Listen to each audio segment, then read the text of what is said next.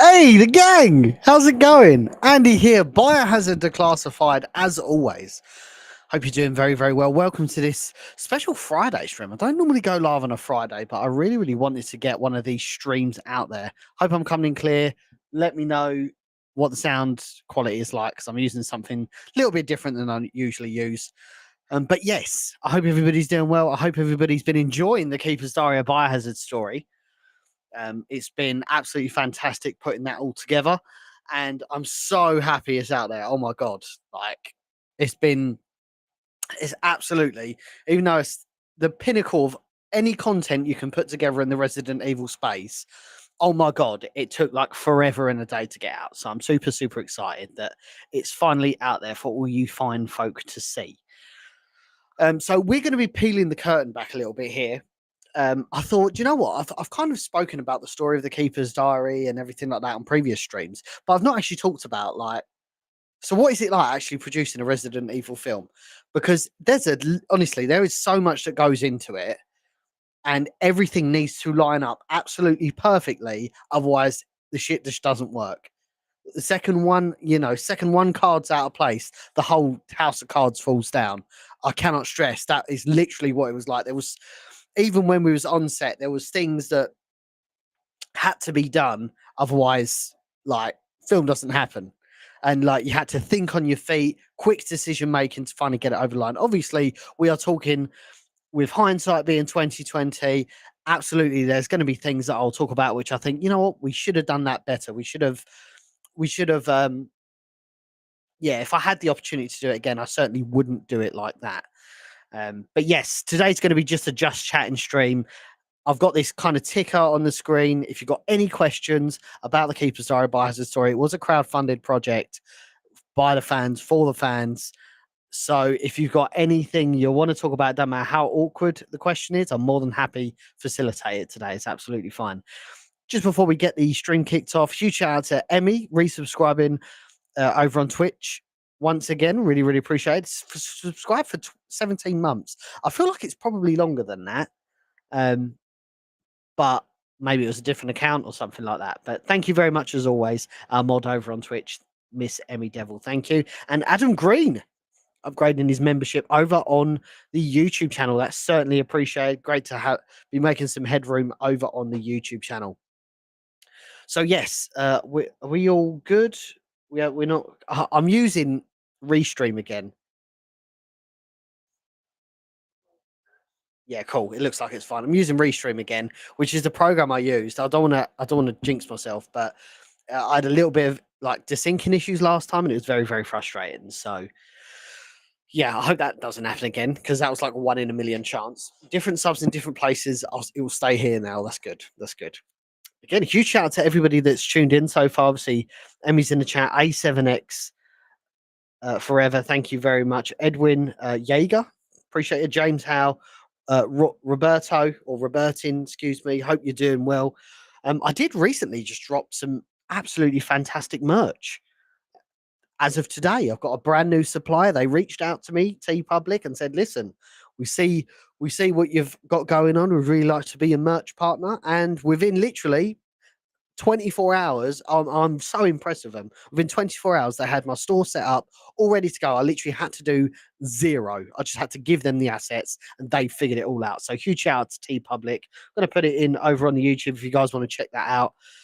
If you love survival horror, you love Resident Evil, we've got a lot of inspired shirts, which I'm sure will take your fancy. And to be honest, I think they're very cost effective.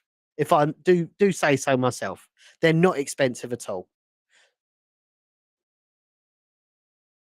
Yeah, no, I've been seeing that actually, McBrew. I've been seeing that.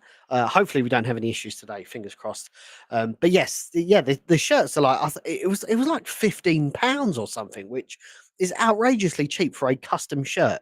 I remember Teespring; it used to be like 25 quid or something. So I don't know what's going on there, but it's good quality merchandise, good quality art, and it's available as of right now. You can literally log in with Apple Pay and fucking shoot it straight out. It's fantastic.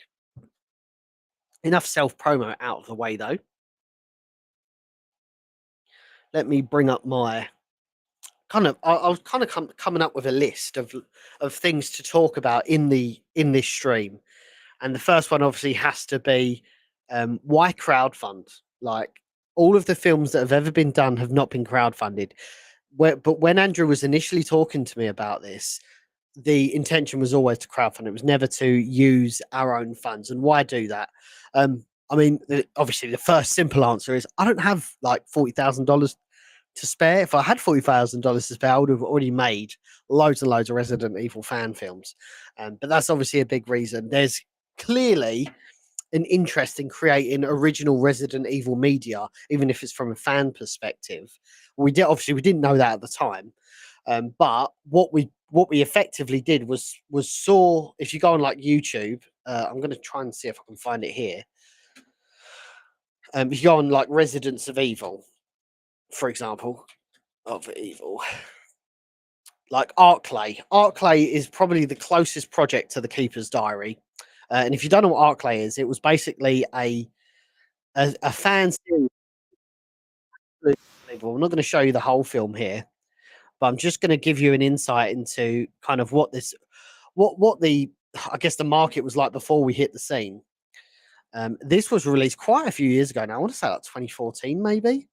Um, I'm on the wrong one here. Let me stop screen sharing and share this one. I'm not going to show you too much of it, but very well done stuff. It's probably the highest quality. It's probably the highest quality Resident Evil fan film that's ever been made, to be honest. Up to obviously up to the point of Keeper's Diary. This was self funded, so it wasn't necessarily. So I'm just going to blow this up and swap this round. There you go. It wasn't necessarily like a crowdfunded project. This was an original project from and completely self funded from a director that was really passionate about. I think it was shot with anamorphic lenses as well. Um, just amazing quality. This literally this is the upper echelon of Resident Evil fan films. It really is. Like it's beautiful. It's set in the universe, but it's not quite like it's not like it's Chris, Jill, or anything like that. It's set in the universe. This was produced by actually Robert Knorr, who is the executive producer of The Keeper's Diary. Rob was very kind early on to offer a substantial donation to the project, and we're very very grateful for that. And it really that his push over the line made effectively like pushed everybody to donate. It was pretty amazing. I didn't produce that one, but what I'm trying to articulate really right now is the stage that we had before we crowdfunded our own project. So, and then before that, excuse me, after that, JJ actually had a series that he'd lined up with Sean Liebert called The Keeper. So I'm going to show you this right now because I'm not sure how many people actually know about this. So the idea was to create a Keeper series. Obviously, it's nothing to do with me. I'm just like setting the state. I'm kind of giving you a bit of a picture, guys. But if we go back to this here, really, really well done.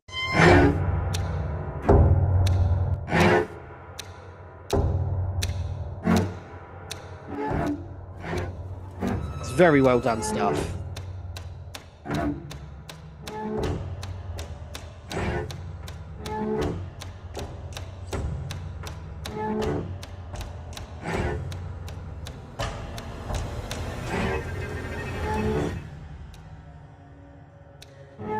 And that was called The Keeper. Just to give you an idea. Very, very exceptional stuff. Again, that was Sean Lee, but he never actually got round to finishing The Keeper. I don't know whether it was meant to be crowdfunding or it was going to be self-funded. But there afterwards, Andrew Sorlo obviously put his trailer out for The Keeper's Diary, which I'm sure you guys remember. So if I just bring that up here, just to give you a bit of context. And it's crazy how different the The Keeper's Diary film is compared to the trailer. So much has changed. Like it's actually insane. And this is still really well shot. Andrew completely self-funded this project himself. This trailer. Oh man, the eye perfect.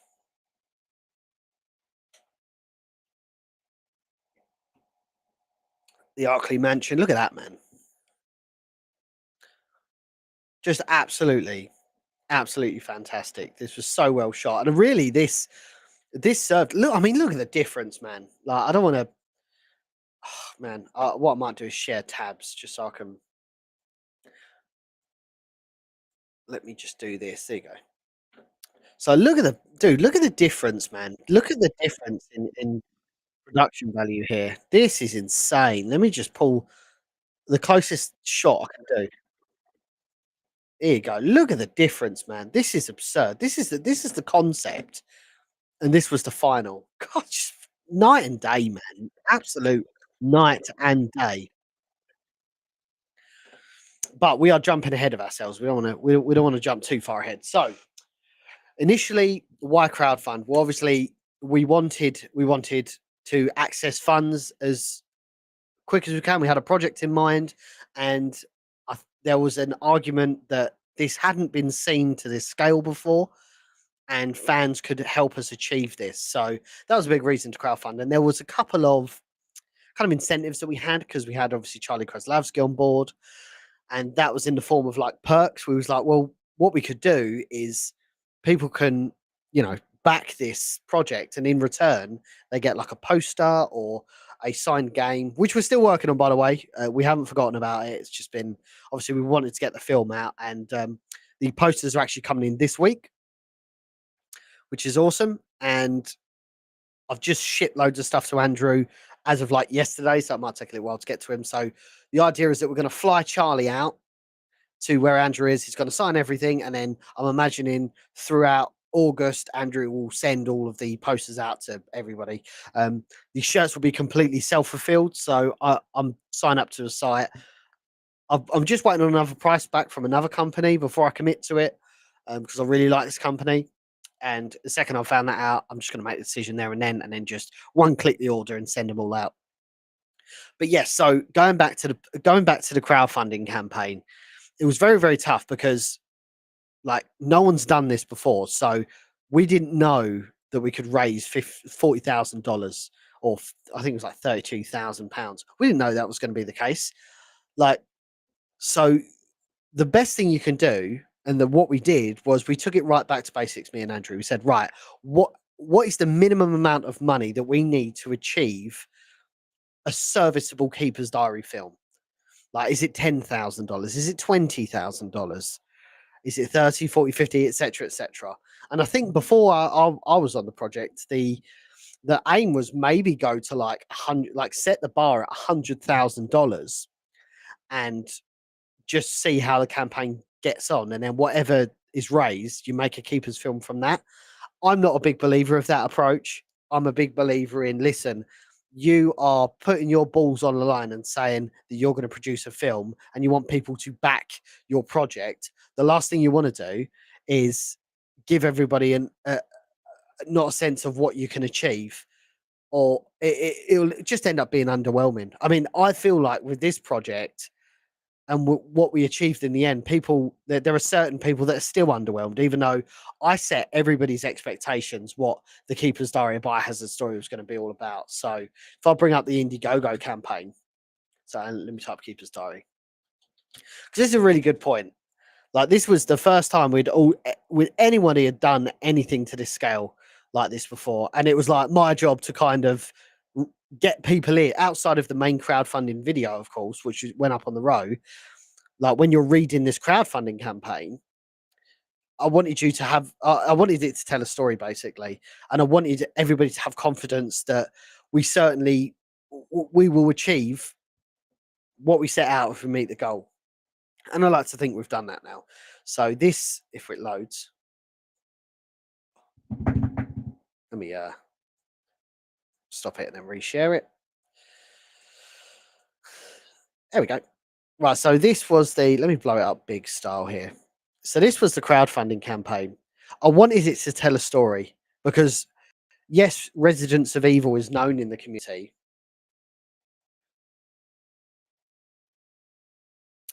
Because Resident Evil is known in the community.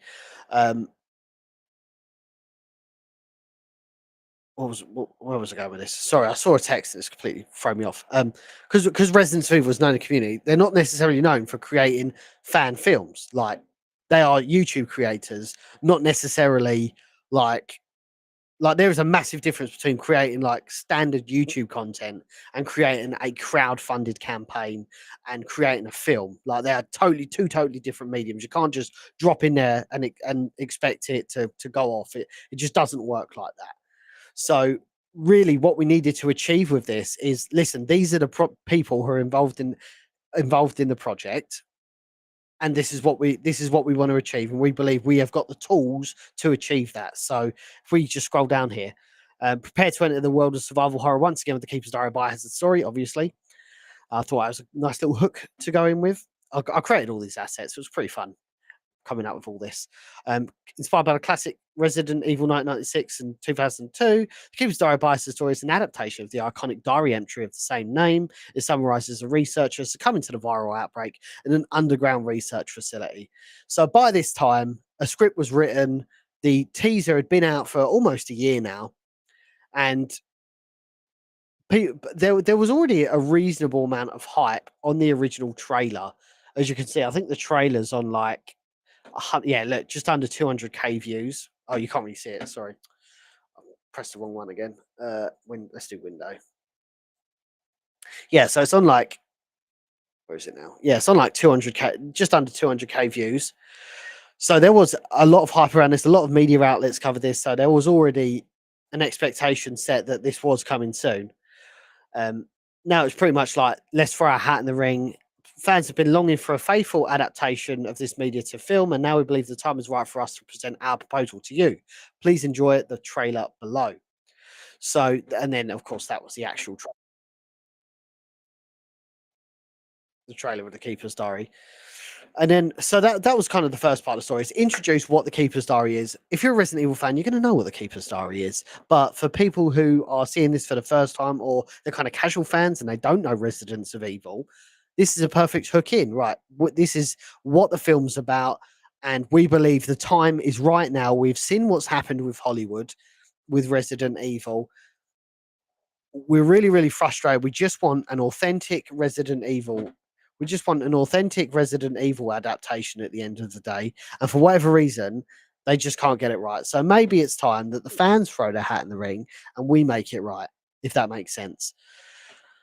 So that was kind of the first part. Let me see if I can bring this up again. I don't know why this is being a silly sausage. I might just do screen sharing, desktop sharing even, so I don't have to worry about it entire screen. There we go.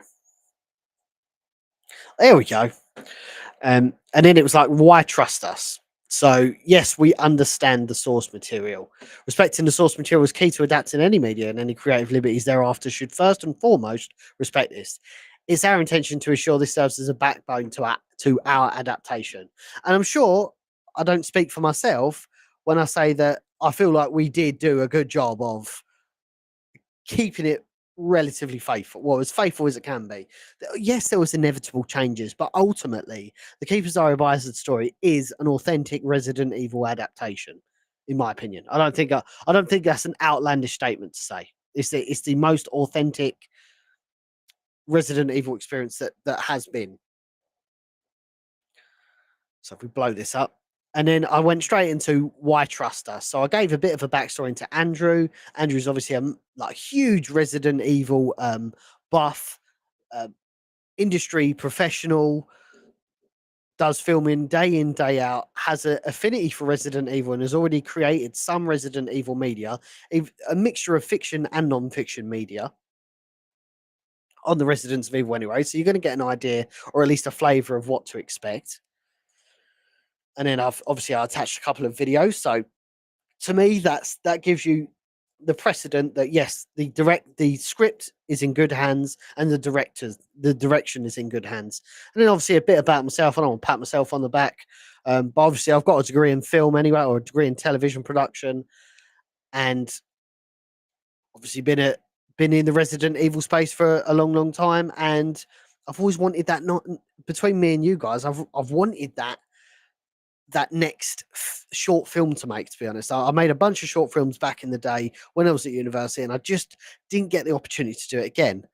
And with a mixture of what I do for my actual job, like I'm a commercial manager in my job or a business manager, I often do a lot of like overheads, profit, um, estimating, that sort of thing. A lot of sales, of course.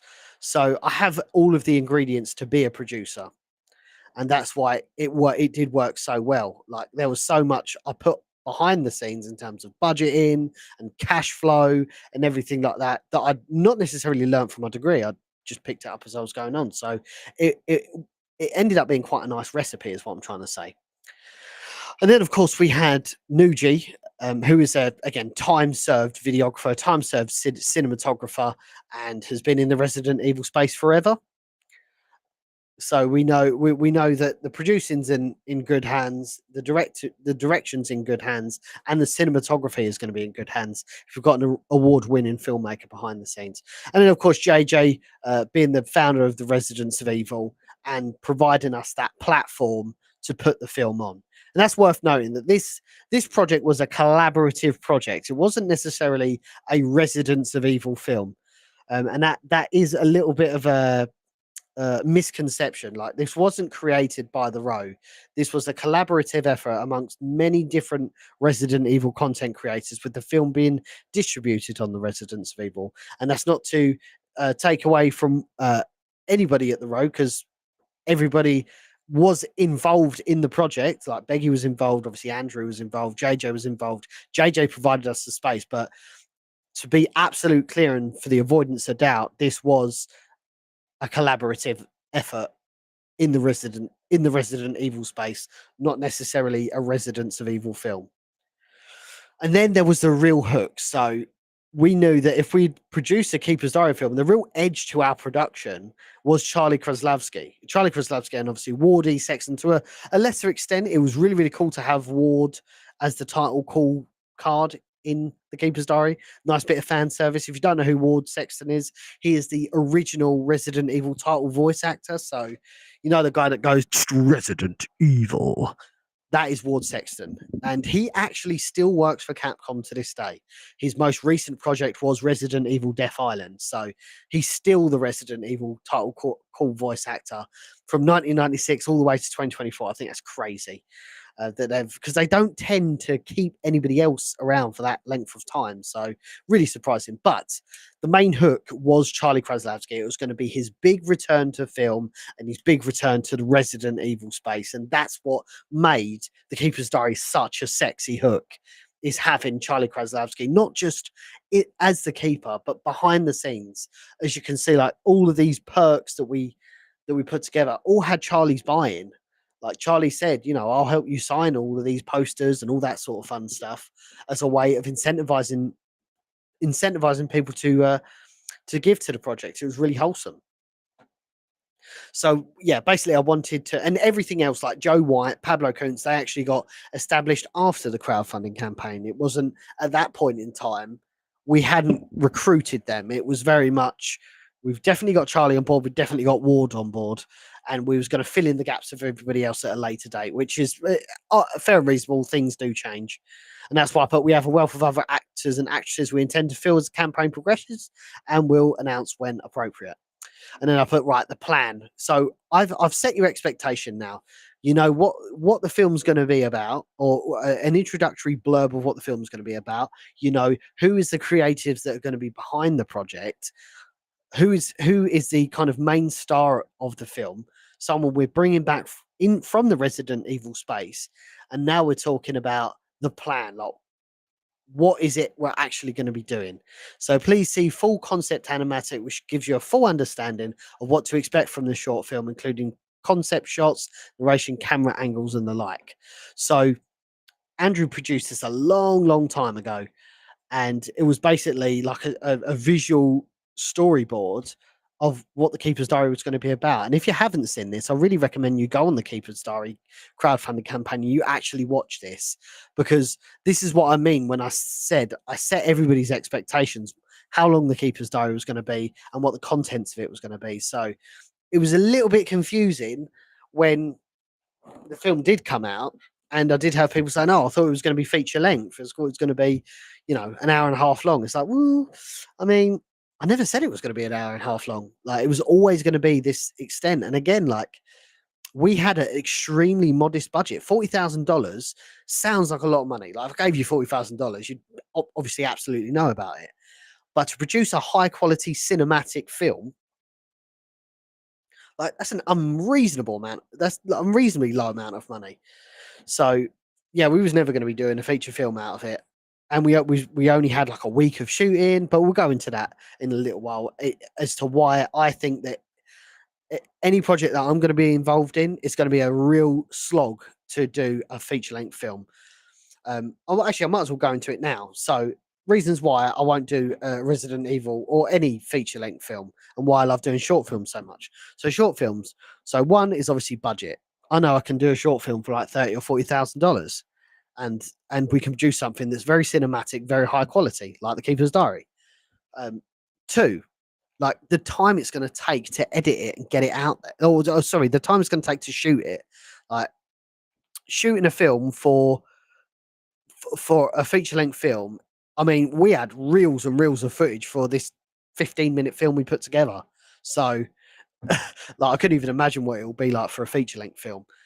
So yeah, there's that. So filming time, which again will have a knock on effect of your budget. The more days you're filming, the more days you've got to keep everybody fed. The more days that you've got to keep people, if they're away from home, you've got to keep people like lodged up, like lodged somewhere. You've got to keep them busy in the evenings, etc. There's a lot that goes into this, and insurances is another thing. Like, we was only insured for a specific amount of time, so now you've got to worry about that. We've got to extend that. The hire of the equipment, the equipment we only hired for a week, like all the camera equipment, lighting equipment. So again, like, all of this has a knock on effect on the budget. You're just not shooting a film for $50,000, like, in today's world. Like, everything with a quote unquote cost of living crisis and everything else going on in the world, it's expensive, man. Like, and I I did feel like when we did put the campaign forward, like, it's almost like everybody put their prices up in a way, like all the suppliers. I was like, fuck. So that's like another little thing that you have to just take on the chin. And you just, when you produce these budgets, put as much fat as you can within a reasonable margin, put as much fat into a budget as you can. Otherwise, you are going to risk, like, coming out short. And the way I see it, and this is why crowdfunding campaigns all like sometimes fail, to be honest, is because, like, people don't put enough contingency away, put enough fat away, and then when the money runs out, they're like, "Oh shit, what do we do?" Well, I didn't want to be in that position, and I'm a big believer in, listen, we said we wanted $40,000 off you guys, or 45, whatever it was. We are going to deliver for that project, come what may, even if we've got to dive into our own resources. Like, we have to make that happen now. Like, it is what it is. Like, you guys have put your money on the table. We can't at a later date come back and say, "Oh yeah, that $40,000 that you gave us. Yeah, well, we can't actually do it. We've run out of funds. Can you give us some more?" Like, it doesn't work like that. Actually, obviously, if there was something catastrophic that happened, that was, force majeure and out of the fair and reasonable expectations that were required of us, then absolutely. But that wasn't that didn't happen. So unfortunately, we were fairly sensible about it.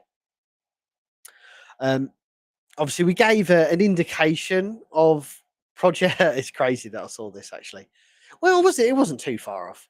Released along with perks, yeah. So quarter one, 2024. We ended up doing it in quarter two, 2024, and really that was due to CGI and just the final VFX. Like, we really wanted to get it perfect. So I um I'd rather get it out once rather than, like, send it out and then it's wrong, because once it's out there, you don't get an option of, like, recalling it and putting it back out. It has to be right first time. So if it takes a little while, it takes a little while, in my opinion. So yes, short film would be aired on the Residents of Evil YouTube channel free of charge. That was really important, not just from an accessibility standpoint, but from a legal standpoint. It can't be monetized. It can't have ad revenue on it. It can't have. We can't sell it as a DVD. It's going to be available in full free of charge on the Residence Evil. I know a lot of people have asked me about putting it on DVD. One, I don't really know enough about DVD distribution to do that. And two, it's literally up for free on the Residence of Evil. Like you can watch it at any time. You don't need a DVD, dude. Look, if anything, you'll have a compromised version of the Keeper's Diary. So yes, and it's never coming down. It's never going to be taken down. So don't worry about that. So yes, your support. This was like the next thing. So we've kind of gone over what the plan was, how long the film was going to be, just a rough idea of where we wanted to take the story, what sort of camera angles we wanted to use. Like, to be honest, you watch this,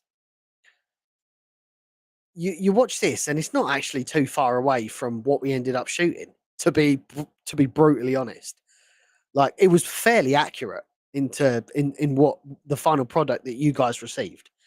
So I really recommend you check this out. Just type Keeper's Diary concept animatic on YouTube. Watch that. And that was the initial plan versus obviously the final product, excuse me. I think we did exactly what we said we was going to do. And then we know our limits. So today all works have been self-funded through Andrew Solo. We understand that to envision the Keeper's Diary fully, we will need support from the community. We understand that shooting the film is not cheap, and we have balanced what's realistic and what's achievable and what's reflected in the budget. We've provided a pictorial reference which will reflect on how the budget will be allocated for the project. So this actually ended up not being too far away from what from what it was in actuality. Like the catering and lodging was pretty standard, pretty that was about the same. Post production, it wasn't really too expensive at all. Wardrobe and props, yeah, I can see that. The cost and transportation ended up being a hell of a lot more than we thought it was going to be. But the location and set design, we over budgeted for that. So it did kind of balance itself out in the end. Obviously, we can achieve far greater heights with support. We have a wealth of benefits for donating to our cause in the perk section. We'd appreciate any support we can bring this extremely ambitious project to life. Let's do it. And then, obviously, the inevitable disclaimer, which it's a good thing we have reels of disclaimers, because the first thing when we dropped this campaign, the first thing that happened was Capcom did contact us, which absolutely sent chills up Andrew's spine. Let me tell you, it was not a happy, initially a happy chappy seeing that. But they was very, very, very, very firm. I don't think that they was rude, and they left the door open for, we gave them all the wordage, all the legal stuff. And we pretty much said to him, listen, it'd be a shame if this doesn't get funded. You can see we're not looking to make any money from this project. We're not, it's not for profit. And, there's a lot of figureheads in the community that are involved in this. So if you guys choose to take this project down, I think it will have a little bit of a negative like PR on your half. Obviously, I'm paraphrasing this. Actually, I'll get the exact wordage of what I said.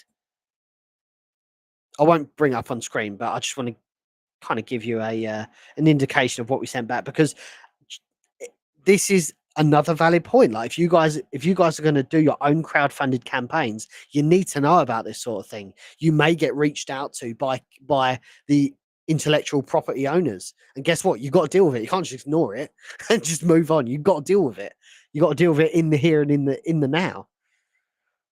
Sorry, I'm just bringing it up. Legal at capcom.com. Always scary when you see an email in your inbox that says Capcom legal. So yeah, I put the creators involved in this project are figureheads in the community, so a fair and reasonable dialogue between both parties, read Capcom and the Keeper's Diary, to satisfy any concerns you may have is appreciated. Ultimately, this is a fan film, which we have expressly made clear through all of our correspondences, assuring you of our best intention at all times. So I made it expressly clear that yes, this is obviously based on Resident Evil, and no, we intend to not make any funds from this. And to be honest, that seemed to be their big stickler, because they asked me 3 questions after their introduction. They said, we would like to ask, is the story of the film original, or is it based on the original story of Resident Evil? Now, this is from Capcom Japan, so there might be a little bit of a language barrier there. Is the story of the film made original, or is it based on the original story of Resident Evil? It's not really based on. It's based on a file in Resident Evil. It's not necessarily based on the Resident Evil story. What copyrighted works, for example, characters of Capcom are used in your film, and then their most important one was: is the film going to be monetized, or are you just collecting donations for your film production? We do not accept unauthorized and commercial use of our games, and we do not want your film to be associated with Capcom. Which is, dude, I totally get what they're saying up to this point. I think everything they said was totally fair and reasonable. And then, yeah, I literally just went back to him. I spouted my legal jargon about, it's not for profit, it's exclusive to the end user. It's not going to be sold, rented, or there's no commercial incentive for the people that are making it. It's produced solely for the personal, uncompensated enjoyment of ourselves and Resident Evil fans. All monetary proceeds donated to this project are allocated exclusively to financing production. Therefore, no profit is received for this copyrighted work. And then, yeah, I just went into detail on each of those questions. As details in our campaign, I always said that. It's one thing I always said, like, I'm not inserting any words that I haven't already said before. I didn't waste any time. Like, I sent them the crowdfunding link, and I always referred back to that as reference in our campaign, as expressly detailed in our campaign. I gave no movement for assumptions or things I'm creating on the spot, and that's really important to do when you're dealing with these high level issues. You don't want to start inventing your own like stories or anything else. I put the campaign up. I need to stand by that campaign. So everything I've said references that campaign. Um, they said about obviously the copyrighted works. I put the final product will not have any copyrighted works used in the film, although references or inspirations may be present. So you'll notice in the original crowdfunded film, the original trailer, you had the stars badge. I made the executive decision when I was talking to Andrew to not have the stars badge in it. I just didn't want to open up that can of worms. Obviously, she has a likeness to Jill. We never actually said it was Jill Valentine. The same with Hunk. The same with Wesker. We never actually said that those characters were those characters. They're quite clearly inspirations of those characters, but we never said that, and there was never any references to Resident Evil iconography. So far as is reasonable, I think the only references that I can think of we had on the top of our head was probably Saffron and Aquacure, but I don't think they're copyrighted works anyway. That's quite an obscure reference to copyright. Um, then to put here, is the film going to be monetized, or are you just collecting donations for your film production? I mean, the Samurai Edge does have the Stars logo on it. Yeah, I think there's probably like one scene that's got this Stars logo on it. Yeah, actually, where is that? Let me see if I can bring that up. I think it was right at the end, wasn't it? I mean, obviously, as you can tell, we've tried our best to minimize references. Let me bring it up here. I think I know what scene you're talking about. I think it's this end scene. Yeah, so I mean, you can kind of make it out there, but yeah, I can kind of, I can see you thinking. You did have the umbrella logo and name on the Aquacure. Yes, yeah, I did say that actually. Like the Saf Spring and Aquacure, we did have references to that, but we tried to minimise that where possible. Um, so expressly detailing our campaign, the project is on a not-for-profit basis by fans for fans. No commercial incentive. And I put the creators involved in this project are figureheads in this community, so a fair and reasonable dialogue between both parties to satisfy any concerns would be appreciated. Ultimately, this is a fan film which we have expressly made clear through all correspondences. And they come back to me and said, "Hi, Andy." Very weird for Capcom to say hello, Andy. That's one I'm going to get tattooed on my arm. Thank you for the details. We have understood that your project is not for profit and the film does not harm the Resident Evil game for now. Again, there is a bit of a language barrier here, so some of this stuff might not necessarily make sense. We appreciate your enthusiasm against our games, and we are not willing to restrict your production throughout this message. Please let us contact you again if any problems occurred. So, what they're basically saying is, we don't foresee there being any issue with copyright. You've already said it's not for profit. You've said that it's fan made. You've made it expressly clear. So, and not there's so many rebuttals I would have gone into detail if they wouldn't have taken like if if I sent this and they come back to me and said, "Oh, that's really cool, bro. We still don't accept it." I would have gone into detail and sent loads of rebuttals, and I would have really fought this case because it would be really unfair if they didn't let us do this project. It's not like they have to let us do this project, but they didn't kind of like make it difficult for us.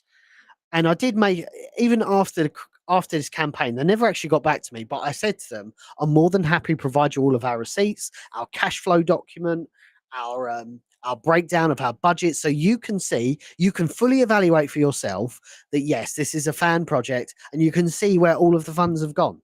It's quite clearly everything, like, no one's paying themselves out or anything like that, and we're not making any money. It's literally, you've seen how much we've earned from the campaign, and then it withdraws into our bank account, and that's basically the gist of it. I'm really happy that they haven't come to us and they haven't made a big deal of it, and it's kind of gone away for now, to be honest. But if they weren't going to do that and they was going to be awkward, as I said, I would have like used examples. Like, there's cosplayers out there that are for profit, that have patrons, that have like Twitch channels, and it's like, so that's okay. People are allowed to operate a for profit business based on Resident Evil, where they're literally playing the characters, but the Keeper's Diary of Biohazard Story is not allowed to do that. Do you see how almost the argument starts to fall to pieces? And here's another one, right? I'm going to try and find it. This was to me, was it this one? No, it wasn't. One of these fan films, I don't think, no, it wasn't Kreishmere. Was it Red Falls? Yes, look, right. So when you, obviously, I'm not a solicitor, but I'm fairly well versed in legal terminology and legal letters, and trying to follow the letter of the law where I can. Another thing that is really key for presenting an argument is precedence. And there are Resident Evil fan films already on YouTube that have never been taken down. This one's 10 years old. This one's 11 years old. So there is a precedent set that is okay to make not-for-profit Resident Evil fan films. Even Arclay, obviously Resident Evil Arclay. And I think Resident Evil Arclay is actually monetized on the Residents of Evil. So quite technically that would fall into the category of for-profit, but we won't open that can of worms. But the second precedent that I'd like to bring up here, can you guys see this? So this is Resident Evil Red Falls, a fan film. Huge shout out to Strike to Burn Productions. It's got 2.5 million views. Crazy. Look at this. Look at this.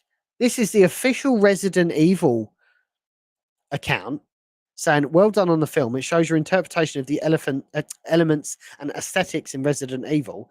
That's what filmmaking is about, and that's what we see when any fan creates content around our games." So what I was trying to suggest is, when I replied back to Capcom, if they did have a rebut, and if we did have to undertake a fair and reasonable rebuttal against them, is, listen, you've got the official Resident Evil account almost signing off on Resident Evil fan films. So you can't, on one hand, say you can't produce a Resident Evil fan film, but this fan film from 10 years ago, you absolutely can. And we actually commented on it saying it was fine. So fortunately, they did. They were pretty chill about it, to be honest. Capcom have always been chill about the usage of the Resident Evil license, as long as you're not making money from it. And that was what was really cool about the whole Keeper's Diary project. So what was the points I wanted to talk about next? So we've kind of gone into why we. Hey, wee man, how's it going? Thank you, Chill Brill. Thank you, Officer Allen. I'm going to get to all of your queries in a moment.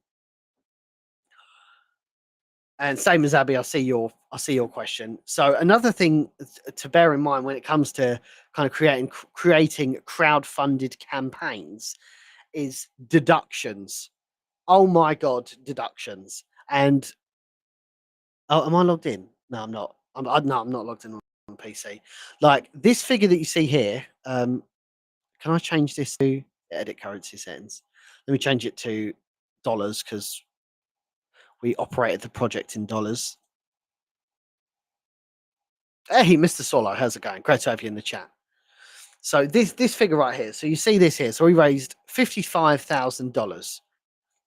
No, we didn't. We actually didn't. We raised a hell of a lot less than that, because this figure takes into consideration refunds, and not a lot of people believe that. We did have quite a few people refund, like 10 or 20 people refunded, but that doesn't come off that figure.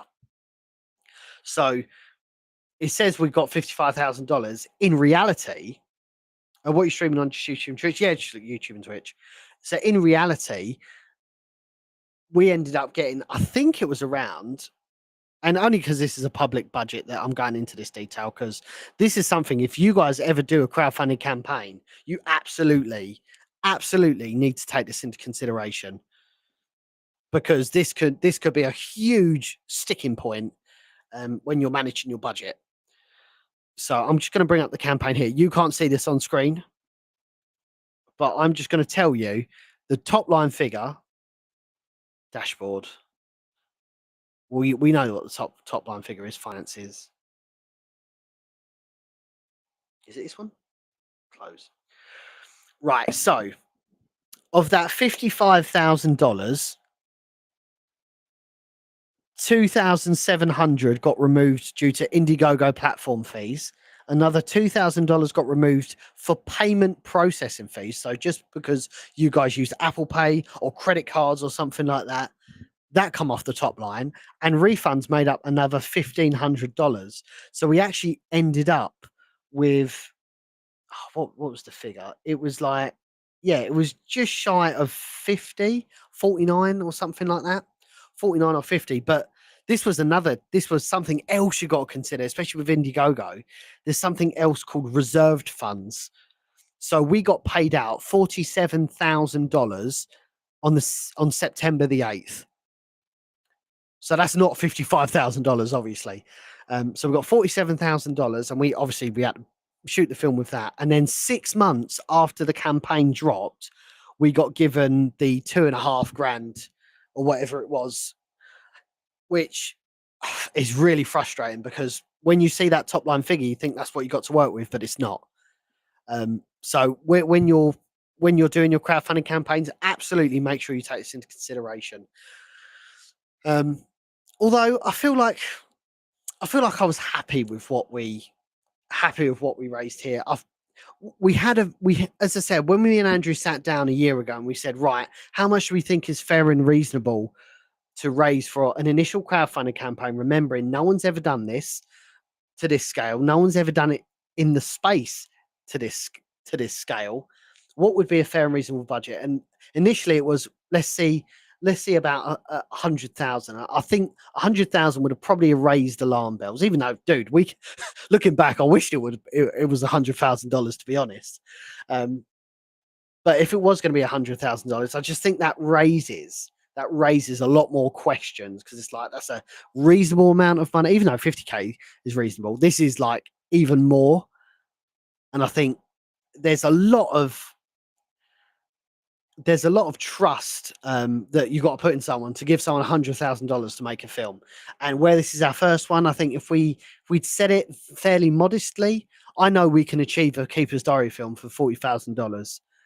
So I know we couldn't do it for 30,000, and we couldn't do it for 20,000. Definitely couldn't do it for 20,000. So 40,000 was that happy medium.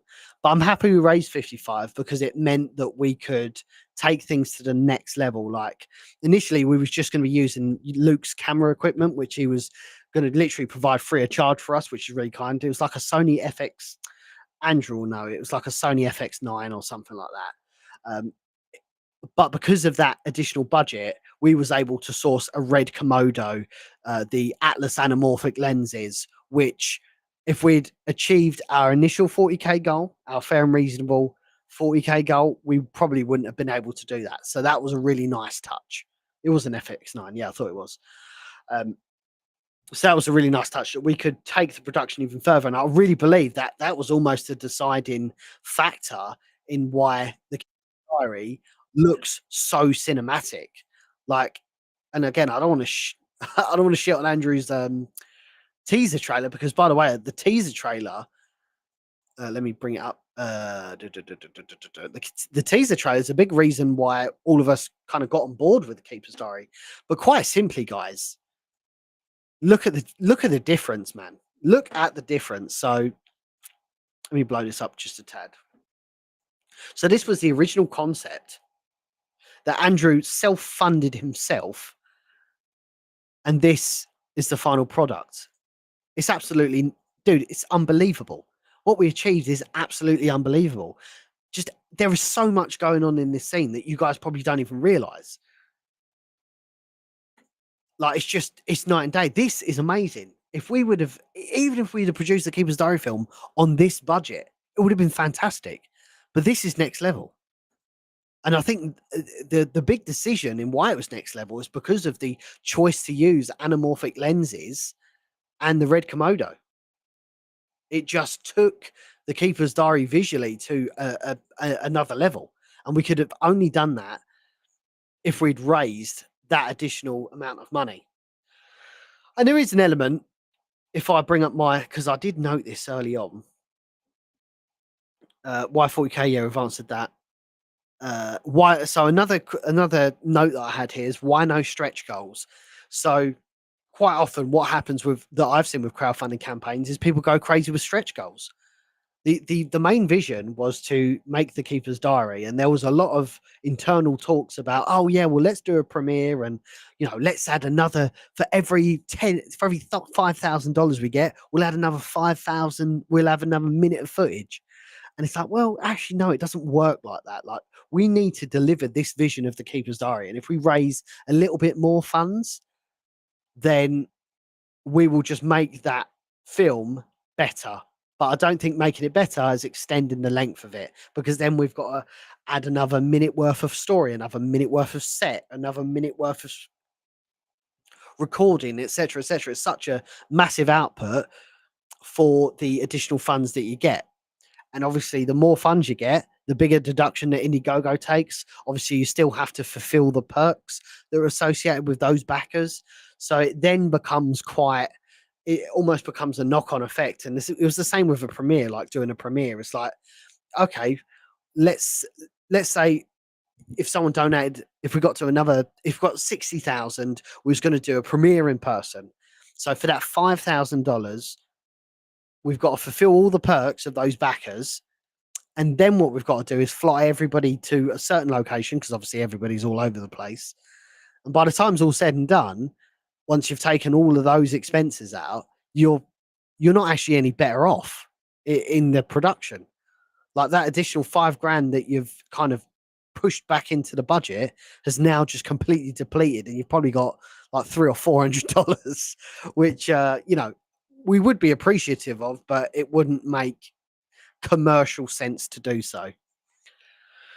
So that was a big reason why there was no stretch goals. Now, in the future, if we get the opportunity to do it again, it's something that now we've done it, we can work on it, and we can say, is this a good idea? Could we potentially look at doing stretch goals? And maybe that's something we do explore. But yeah, for this, we specifically tried to steer away from stretch goals. It was like, raise as much as you can, and we'll just try and punch out the best version of the Keeper's Diary we can. So we've kind of covered the crowdfunding element of the project. Let's move on to like the pre-production, because as ever, like, there's so much going into it. Assuming, right, the budget's fine, you've been paid out. What do you do now?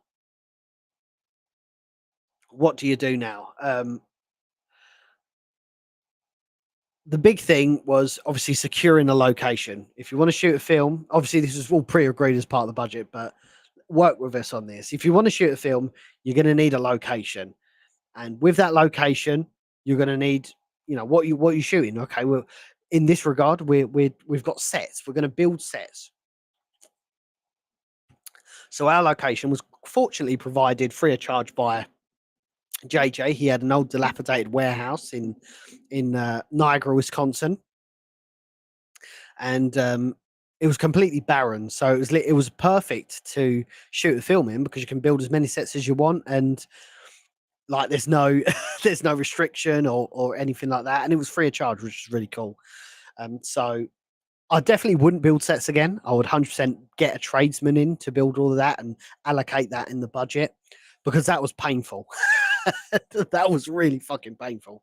And Andrew will absolutely talk to that as well. It was brutal, absolutely brutal.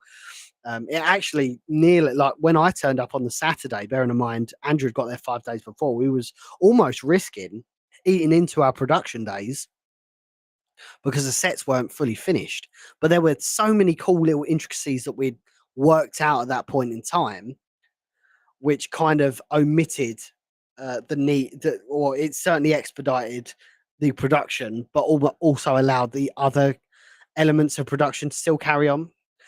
I'll go into that a little bit later. I'm going to put this up on screen just in case anyone wants to ask questions. I will get to them, I promise. So yeah, you've got your location, right? You need insurance now. You absolutely need insurance. Like you can't just you're a professional outfit at this point. You've raised a significant amount of money. This isn't a student film. This is a high quality production under the guise of Biohazard Declassified and Black Ridge Media Productions. Like it needs to be. You need to do things properly, and I really learned this through my job. Like I'm a commercial manager by trade for a scaffolding company. So quite often we go to sites. We need to assess a site. Is it under the CDM regulations, which is the UK regulations?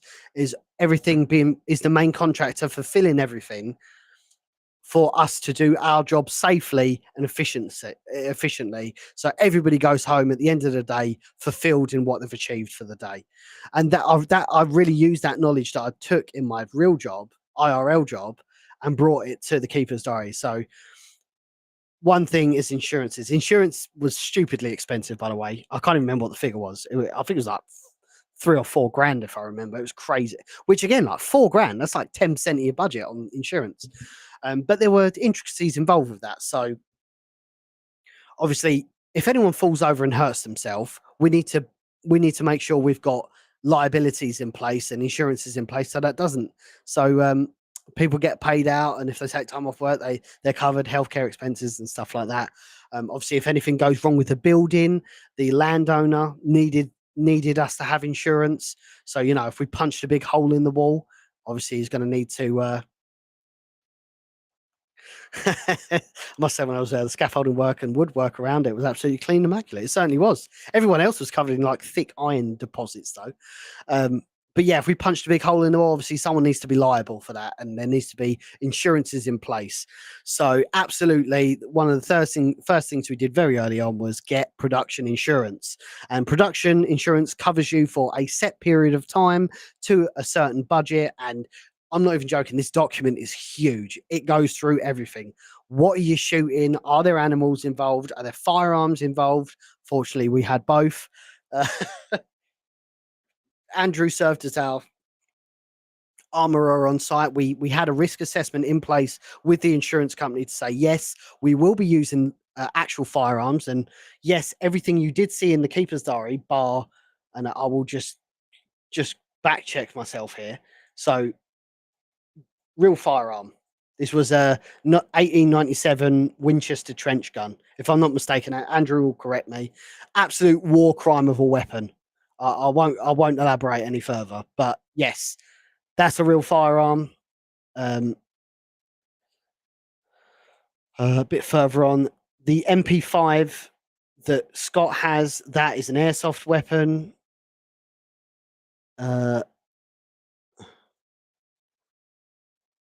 Sorry, it's a bit later than that, I think. Yeah, it's here. Let's just go back a bit. It's just here, I think. That's an airsoft gun. This is a firearm. This is a legitimate firearm, Remington M870. Yes, Megan, I'll answer your question in just a moment. Winchester 897. So yeah, this was the M870. This was actually Alan, it's really funny you say that. Yeah, it's really funny you say that. We was talking about this on set. But yes, this was the actual firearm this was the custom shotgun in Resident Evil 2, and it's in the Resident Evil 2 remake as well. It's actually it's the real firearm that Hunk uses. So that's a real firearm. And right at the end here,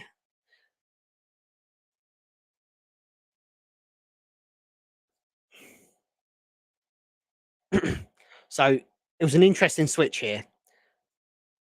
So we had two M92 FS Samurai Edges on site. One of them was an airsoft gun. One was the legitimate M92 FS. So this was the airsoft version because it had the blowback, so it made it easier to record. And as a general rule of thumb, was a Remington 870. Yeah, I think it was. As a general rule of thumb, guys, whenever you're shooting films or anything like that, and you're doing action sequences, you always try and omit risk where possible. Obviously, following the four rules of gun safety anyway. If you have an airsoft substitute in place and you need to point it at someone, the idea is you don't point it at anyone, obviously, and in this scene, Jill's not actually pointing at anyone, or excuse me, Gracie's not pointing at anyone. But if you ever needed to point at anyone, like there's a scene where where is it now? I think it might have been off to one side. It's always sensible to omit risk rather than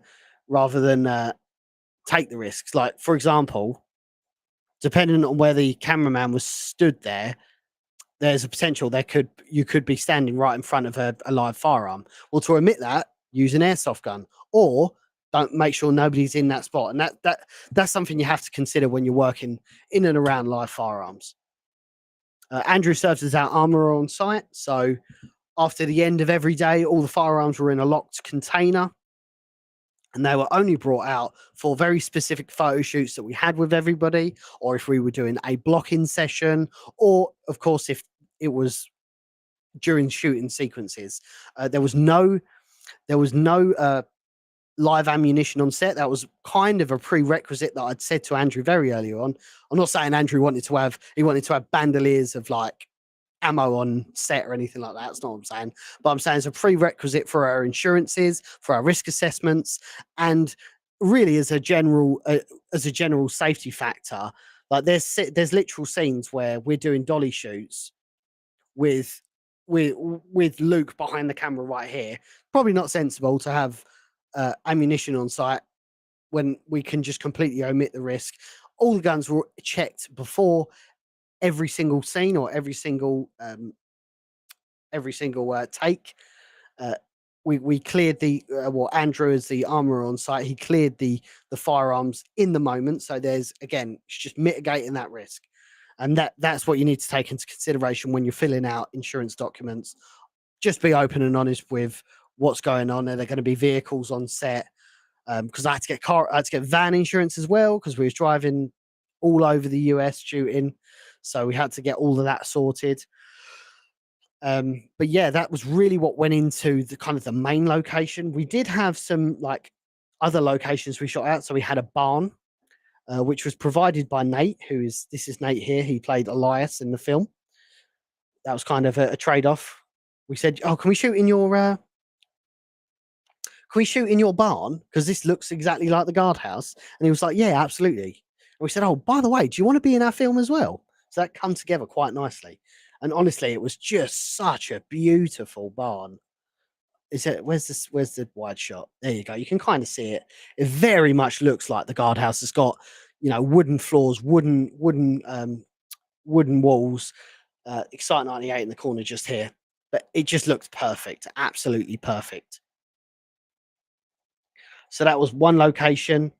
Um, the keeper's room was in the dilapidated warehouse. I mean, when I say we built these sets, like we built one-to-one replica sets. It was unbelievable. Let me move on a little bit more here. So this was another location that was in the warehouse. We literally just built a square room with a stud wall, splitting it with as you can kind of make it out there like a plexiglass plastic viewing panel through it. It's unbelievable. I still can't believe we did all this. It's crazy. Now, it was a bit tough here because we didn't have a location of reference from the Spencer Mansion. This location doesn't exist in the Spencer Mansion. So, kind of, what do you do? What do you do? You have to take some creative liberty. at some point you have to go, do you know what? This doesn't exist. Um, what do we do? So Alan says, I'm just going to read this out as I'm going now. Alan says, where did you get the 1990s computer? That was actually Andrew's mum, if I'm not mistaken. I think she got it off like Craigslist or something. I think the issue was we were trying to display a green screen on it, but the monitor was actually broken. So everything on this we just had to do in post. All of this is in complete post. So yeah, that unfortunately didn't work, but it looked the part, didn't it? It really looked the part. And again, shout out to Steve, Lewis, and Andrew for all collaborating on the VFX. They look fantastic. I am just gonna rattle through some questions here that we've come across. Sorry if you've answered. This is from Megan Leatherland. Sorry if you've already sorry if you've already answered. Was this your first time producing and working on a film? Not my first time producing, not my first time working on a film, but it is the first time producing a film to this scale. Like, yes, I've produced short films when I was younger and like when I was at university as part of projects and stuff like that. So really, the processes are exactly the same. But you know, we have the added factor that we had a real budget behind us, real funds. We had to get everything insured and that sort of thing. So we did take it to another level. But certainly, I will confirm that yeah, this was the biggest project that I've undertaken as a producer. Thank you for your comment, Megan. That's appreciated. So yeah, this was another location. The pig was very interesting. So you'll be happy to know not only was I a producer, I was also I was also this is so stupid. Operator of trapdoors.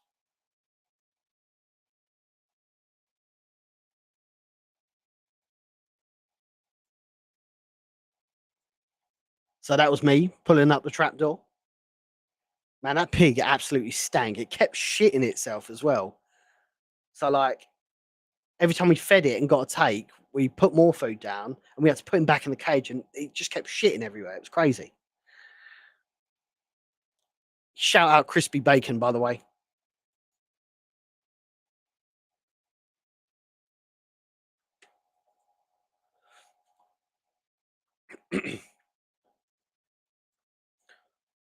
Obviously, the Keeper's Diary was shot in the warehouse. This was interesting. So this was the kennels. This was shot. Andrew, where was this shot? It was shot in Holly, Michigan. This was shot. So to give you an idea, I drove up from Chicago to Wisconsin, about a 5-hour drive to where JJ's dilapidated warehouse was, and we had to drive once all the shots around the warehouse were done. We had to drive 7 hours to Holly, Michigan, which was in like the main part of Michigan rather than the upper peninsula. And we had this just beautiful kennel, just really looks fantastic. Like the lighting is just impeccable in these scenes. Like you got the haze coming through as well. Just look at this, dude. This looks fantastic. And again, this location, even though in the Keeper's Diary he talks about a kennel, he talks about looking after the dogs. There's nowhere in the Spencer Mansion, the guardhouse, or the lab that has a kennel. So we had to come up with that on the spot. Was it difficult working with the dogs? Great question. Great question. Yes, that was the longest shoot of the night. Dogs will generally do what dogs want to do. Fortunately, these dogs were very well trained, but even though they were well trained, like they're not actors, so they always say don't work with animals and children, and we work with animals, and it was brutal. The pig was the same. Like the pig kept running away from where he was meant to go, but it's just one of them things. Like if we had CGI'd this, guys, I don't think it would have had the same impact. The fact that we used a real dog there, you can see that's a real dog, just takes it to another level. And that's what we wanted to do with the Keeper's Diary, is take it to another level. There's a really cracking wide shot here of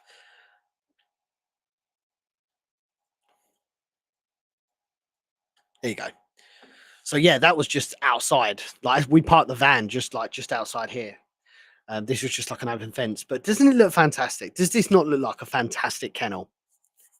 It was amazing. And then the last location that we shot at, which we got by complete fluke, by the way, we needed a doctor's office, and I think it was like 2 weeks before, we was like, what are we going to do about this doctor's office? Because we can build a set, but that's going to cost so much to get all the medical stuff in there and all that fun stuff. And it turned out down the road from the warehouse, there was an old people's home, like a care home. We'd call it a care home in the UK, assisted living, whatever. And we messaged them, or Beggy had messaged them and said, have you got a room that we can borrow for like half a day? We're shooting a film locally, and if you're interested, we'd like to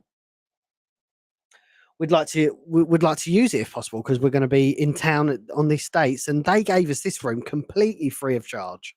Completely free of charge. They had an entire wing of the old people's home which just wasn't used. So they gave us this room, and it was kind of dated as well. Like everything in the room kind of looks a little bit old, which is a really cool thing to do. Again, this room doesn't exist in the mansion or the guardhouse or the lab. So we had to well, it's a short film. We had to work with the resources we had.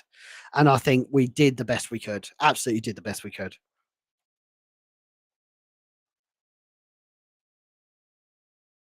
Just fantastic stuff. So that was the location selection. Let's go into team selection. So obviously Andrew had previously dealt with Screenfire Germany, uh, Kreishmir and Andy Sperling. He ended up not doing the shoot in Germany, like it was. Oh wow! I just realised I've got three gifted subs over on Twitch. Thank you very much for that. That's certainly appreciated. Apologies that wasn't picked up. I've not got all my alerts on, but thank you as always. This anonymous gifter, man, absolutely smashing it home. We are now 20 away from our Silent Hill goal over on Twitch. That's certainly appreciated. Let me go onto the big screen here. So yeah, the next thing I really wanted to talk about was team selection, and how did we come to the team that we ended up going with. So obviously early on, Andrew had dealt with Andy Sperling and Kreishmir of Screenfire Germany. This is way before I was even involved in the project, and they were going to shoot it in Germany. And if you remember, JJ and Andrew actually did go out to Germany.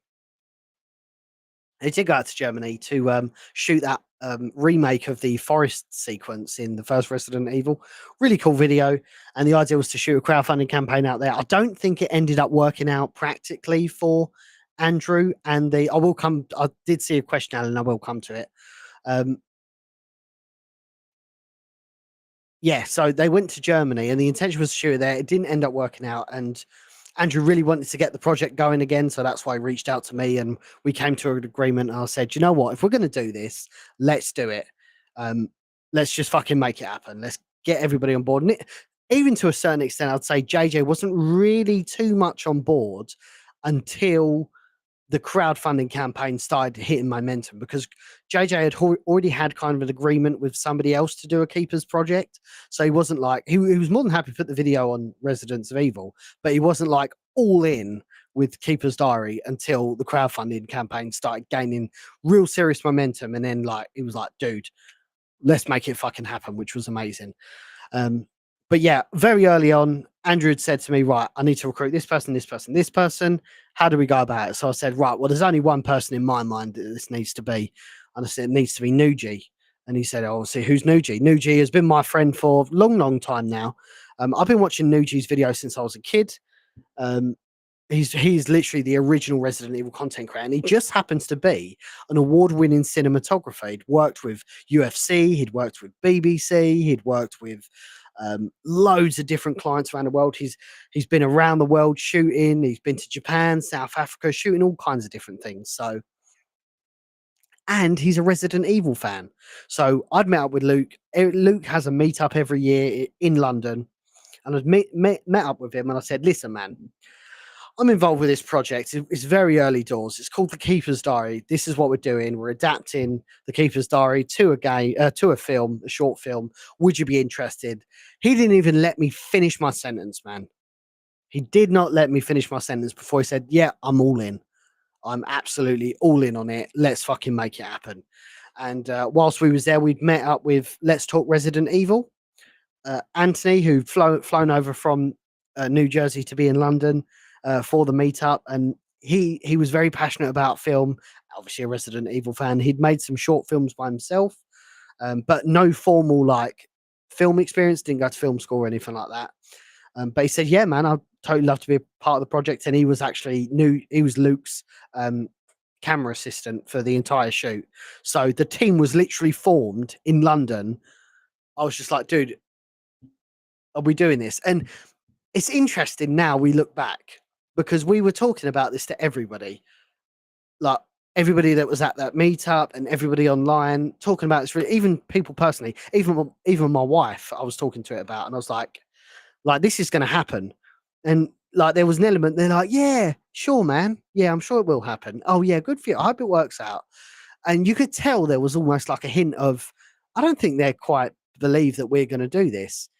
And then when we did break through the crowdfunding campaign, and now the film's out, it's kind of like, well, I said we was going to do it, you know.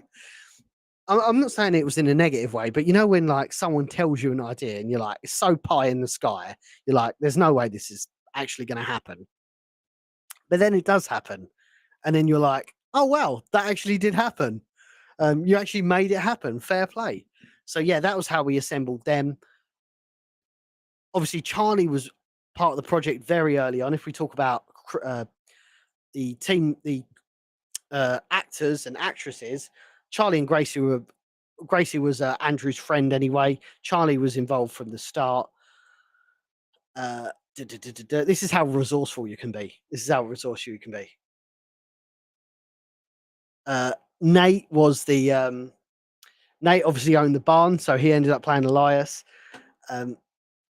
Christian, oh man, Christian's an interesting one because Christian is Venezuelan, I believe, and his English is obviously not his mother tongue. And he ended up playing Scott. He ended up playing the operative in the hallway. So you'll just see him here. Where is it now? It's a bit. Sorry. Yeah, he's the operative in the hallway, and obviously he's Scott at the end. English really wasn't his mother tongue, so like we had quite a substantial language barrier on set. And he absolutely made it happen for us. He did the absolute best he can, which is what you can't ask for any more than that, to be honest. Frank is Andrew's cousin. And he killed the role as Steve from research. We had, if we just come along here a bit. So yeah, Frank and Charlie were there. And we had Oscar Mansky, who played our senior researcher, Albert Wesker. Did not look like that when he came in. He had shoulder length hair. He had a like a big stubbly beard, and everybody looked at me and Andrew like, guys, what happened here? Like, what are we doing here? And we was like, oh no, not what we're gonna do. So we quickly got a razor. We went to Walmart, got some pomade, and literally Brill creamed this man's hair back so tight. I'm surprised he didn't have a headache. He obviously shaved as well, and it was all part of the vision. Like when I saw Oscar's, like we saw Oscar Mansky on, I think it was Mandy.com.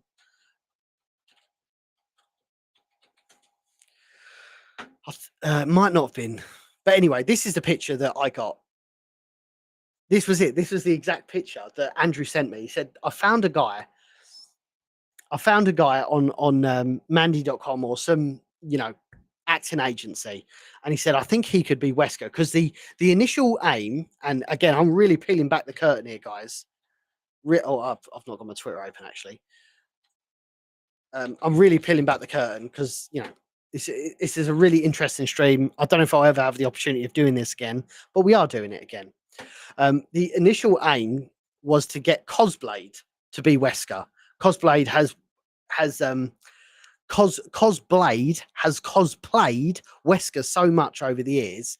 I had a very early conversation with Michael saying, "Do you want to do this? Do you want to do this?" And we just could not make the timings work. He was going through like a world tour at the time, or a a US tour at the time, and he just couldn't make the timings work. And it was like, oh man, that would have been amazing. But it just couldn't happen. Sometimes these things happen. If you can't make the timers work, you just got to move forward with production. So we found Oscar Mansky, and I saw him. Andrew sent him over, and I was like, I think it's him. I think it's him. I really, really do.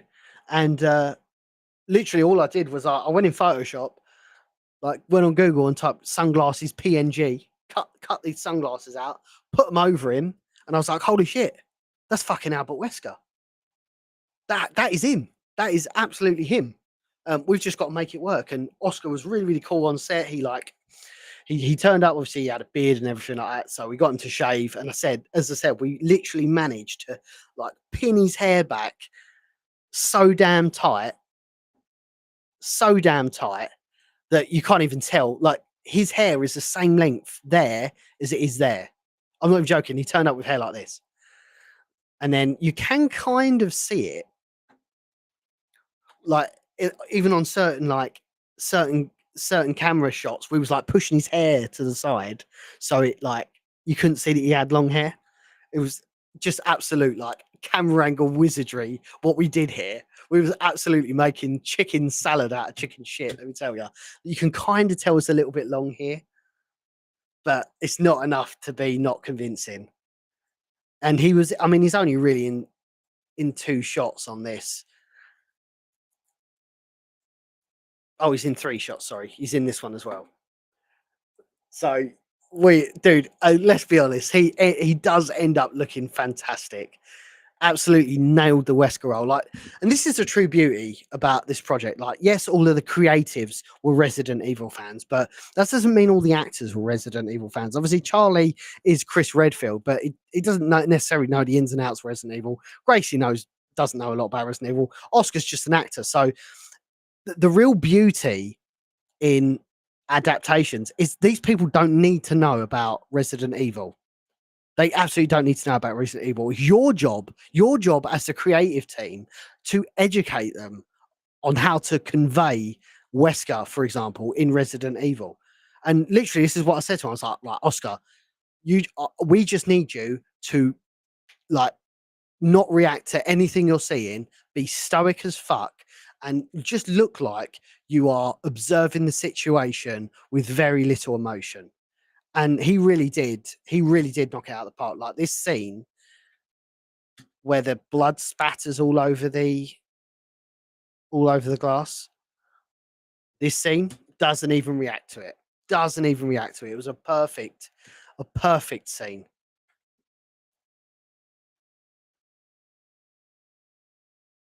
And it's just an incredible visual. Again, I'm not in charge of the edit, but I would have liked it to linger on that scene a little bit longer, where the blood's just kind of running down the glass. But Andrew's the editor. I think he did a fantastic job. And look at that. Look how menacing that is. Like when I think of Wesker, I think stoic. I think menacing. I think calculated.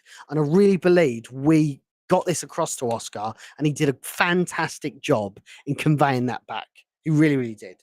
But I would like, it's not all about what I think. Obviously, I'm going to be biased because this is our baby. But I'd really like to know what you guys thought of that. Sorry, Rob Knorr's in the chat. Rob Knorr, if you don't know, was our executive producer and put an absolute shift in with us very early on to get us to production.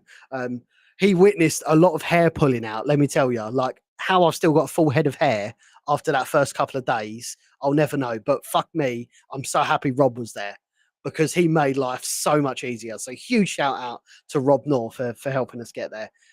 Producers short film like this and making sure everyone is where they need to be and can get to set is seriously an underappreciated art. And I'm going to go into detail on that because where we were shooting was such a remote part of the US. It was just an arsehole to get to. And if something's an arsehole to get to, well, guess what? It means it's not going to be cheap. If I had the opportunity of doing it again, and as much as I love where JJ's from and the hospitality and all that sort of fun stuff, I would like to shoot it in a bit more of a centralized location, because the logistics of getting everything there was just, it just adds cost and adds cost. And even though obviously we accounted for it, it's just like, man, like 20% of the budget's on fucking transport as it stands right now. Like it's insane. And not only that, like we had a grip truck which we drove from Chicago to Iron Mountain. Well, they charged me per mile to drive it. So, and I found out that after the fact. And in all fairness, they was really, really cool about it. We ended up coming to a deal. Because I was like, well, it wasn't in the best condition when you gave it. So we came to a fair and reasonable final account on that. But that, again, like unexpected costs do come up. And it's really important when you budget a film or a budget a crowdfunding campaign that you absolutely are realistic, and you have to include as much contingency that's fair and reasonable as possible. I'm not saying put 20 grand aside on a 40 grand shoot, but put enough aside that when shit hits the fan, you need to be able to get out of it quite quickly and with very minimal issues. Because once that, with a crowdfunding campaign, once that money runs out, guys, you don't want to be that guy. You do not want to be that guy that has to reach back out and say, hey guys, sorry, we ran out of money. Do you mind helping us out? Like, you know, if you're going to stand behind your budget and you're going to stand behind your abilities and efforts, that's just what you've got to do. Obviously, if there's something catastrophically went wrong that was out of our control, obviously we have to assess it. But yeah, that's what I'd suggest. If you're going to do a film, don't under budget it and don't over budget it. It's got to be a Goldilocks budget. It really does. Because and there is an element as well. There is an element as well. Like, we didn't know what was possible before this. We didn't know what was achievable, because no one had done this before. Now we know what's achievable, and I'd like to think everybody that did subscribe and back the Keeper's Diary are probably going to back the next project we do, if we do another one, because now not only we're not in a position that we were on the Keeper's Diary, where we had no demonstrated history of delivering a short film or a high quality cinematic short film in the Resident Evil universe. We've got that now. So on the next campaign, we don't necessarily have to rely on certain things that we did in this campaign. We can say, listen, you know what we're capable of, because we did the Keeper's Diary. We're looking to take that and, you know, do this. Obviously, I'm trying to be as cryptic as I can, because I don't want to spoil anything. But you get what I'm saying. Like, we now officially have a demonstrated history of delivering a high quality crowdfunded campaign. But we're going to take what we oversights and things that I wish I could have done better on this, and take that forward. It was a blast to put some work in and get it all together. Agreed, Rob. And actually, we have another executive producer in the chat, Mr. Corey. Hey, Andy, loving the breakdown. I appreciate it, man. Thank you very much. That's very kind of you. Let us know, by the way, Corey, your experiences of being on set as an executive producer. So yeah, Corey and Rob both gave quite a significant sum of money as part of the crowdfunding campaign, but also made the journey out to us to help us with the film. So it was a really, really cool experience. But I want to know what you're thinking as well, Corey.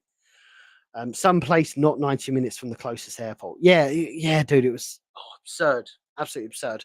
But you know, we also need to levy that against, we got given a free location. So what we weren't going to spend on transport, we might have had to have spent on a location for the set building. So yeah, I mean, it's like 6 of one, half a dozen of the other in a way. So I'm happy with how everything did come out, and like things I would like to do differently. I mean, I can start going through them now. Yeah, so I've gone through insurances, firearms, catering. Catering was fantastic, by the way. We had an excellent caterer, fairly reasonably priced, delivered every fucking time, no issues whatsoever. Really happy we chose that caterer, because that's another thing you guys need to consider. You know, you're not just shooting a film. Whoever's on the set, you've got to keep them fed and watered. You've got to keep spirits up. You've got to keep momentum up. You've got to keep everybody occupied. You know, they're going to eat, they're going to drink, they're going to need to shit or go for a piss at some point. So you need to make sure they have those facilities in place. Like, honestly, guys, the only thing we had at that facility when we turned up before we started building sets, or Andrew, Rob, and his dad, Andrew's dad, the only things we had was like electric, and internet had just gone in. So like there wasn't even a working toilet on set. So like that was another thing we had to consider. We had to have some welfare units dropped off so people could go to the toilet. It was really important to have a male and female, because there's nothing worse than going on a building site. You go into the men's, if you're a lady, we had ladies on set, then going into a men's toilet, and it's absolutely disgusting. So it was important that we had two separate toilets. Um, Again, it sounds like it was really minuscule, but it's something to consider from a budget point of view. Another thing was lodging. So I would absolutely not do it the way I did it on Keeper's Diary, because it just, even though it ended up being cost effective for the budget, it didn't end up working too well in practicality. So my aim was just to get a massive Airbnb, and everyone could stay at it. It's almost like a film house in a way. But there was a lot of shared spaces, and it was 45 minutes from the set, or 45 minutes a bit excessive. It was maybe half an hour from set. So you got to think, after a long day of shooting, we're leaving set at like midnight, and it's like, dude, we got another half an hour journey on top. This is absolutely brutal. So yeah, I would definitely, if I had the opportunity again, I would just literally say to anybody that's shooting, we will just pay your expenses. Like, if you stay in a Motel 6 or something like that, like, we'll just pay your expenses and you can just have whatever you want to have, basically. Because yeah, lodging was a major fuck up from me, to be honest. I really wished I wouldn't have done it like that. I did it mainly for cost control, because if we're getting an Airbnb, I know it's a fixed cost. Whereas, like, someone could be staying at a Motel 6, someone could be staying at the Hilton, and it's like, fuck, what do we do? So yeah, if I had the opportunity of producing again, I would probably set an allowance. I'd be like, 50, or we'll give you $50 or $60 a day plus a little bit of subsistence uh, after the shoot, and then you can do that yourself, and it's up to you to then get to set. That was kind of another reason why I wanted to do it like that, is because if I knew everyone was staying with me that was involved with the projects, I knew that I could get everybody to set, rather than, the onus being on them to get to set. But yeah, next time, centralized location, and just literally give everybody who's working on it a flat fee to cover their hotels, and then it's up to them to get to set every day. I think that's probably the better way of doing it, if I'm honest. Reminds me of Fallout Nuka Break fan series, which they had to do the same thing as you guys did, but in the desert. God, couldn't think of anything worse. It's about $130,000 for the first season. Shit, I need to watch that. I've not seen it. I've heard about it, but I've never actually seen it. I'll check that out. Hypothetical question: if money was no issue and you had full freedom and support and backing from Capcom to make a film adaptation of anything in the Resident Evil universe, be it a mainline game spin-off, another file diary, what would it be? Well, I mean, it would be Resident Evil 1. I think I would probably do. That's an interesting one. Yeah, I'll do Resident Evil 1, 100%. Like, Resident Evil is best enjoyed when it's in an isolated location. And an isolated location, I mean, you have a lot more control over things. Like, it's really hard shooting in a city. Like Raccoon City, I'm imagining it'll be quite tough because you have to portray it's a big city. Whereas Resident Evil 1 is just an isolated mansion. I definitely think, like, this is the start of something huge, by the way, guys. Like, even if me and Andrew and the rest of the gang never work with each other again, like, this is the start of something big. Like, me and Nuji and like Ant from Let's Talk Resident Evil, we're very open on what we want to do next. Not necessarily as part of the Residents of Evil production, the Residents of Evil series of films that that I'm sure will inevitably come. Like we've got a real open spec here, whether we shoot something in the UK, shoot something in the US, because I've got the bug now. I feel like I know what I'm capable of. Like a lot went into this, a lot of blood, sweat, and tears went into this project, and I really want people to see that a lot of effort went into this, and it was backbreaking for everyone involved. And now that we've been scarred with knowledge, now we've been absolutely scarred and tattooed with knowledge, I would absolutely want to do this again. And I want to do it again and do it better, do things better. Even stuff like the lodging, like and managing Airbnbs and hotels. I want to do that better. Like I had a nice safety net on this project because we were very sensible with the budget. We gave ourselves enough funds to undertake everything. So I don't think if I was going to shoot a film over here, I don't think I'd need $50,000. I could definitely streamline it a bit more. It's just there's so much more you have to consider when you shoot in the US. I mean, even small stuff like me and Luke, we didn't know if we could even like come to set. Like we had to go through a lot of visa information to be like, do we need to put this down as like a commercial venture?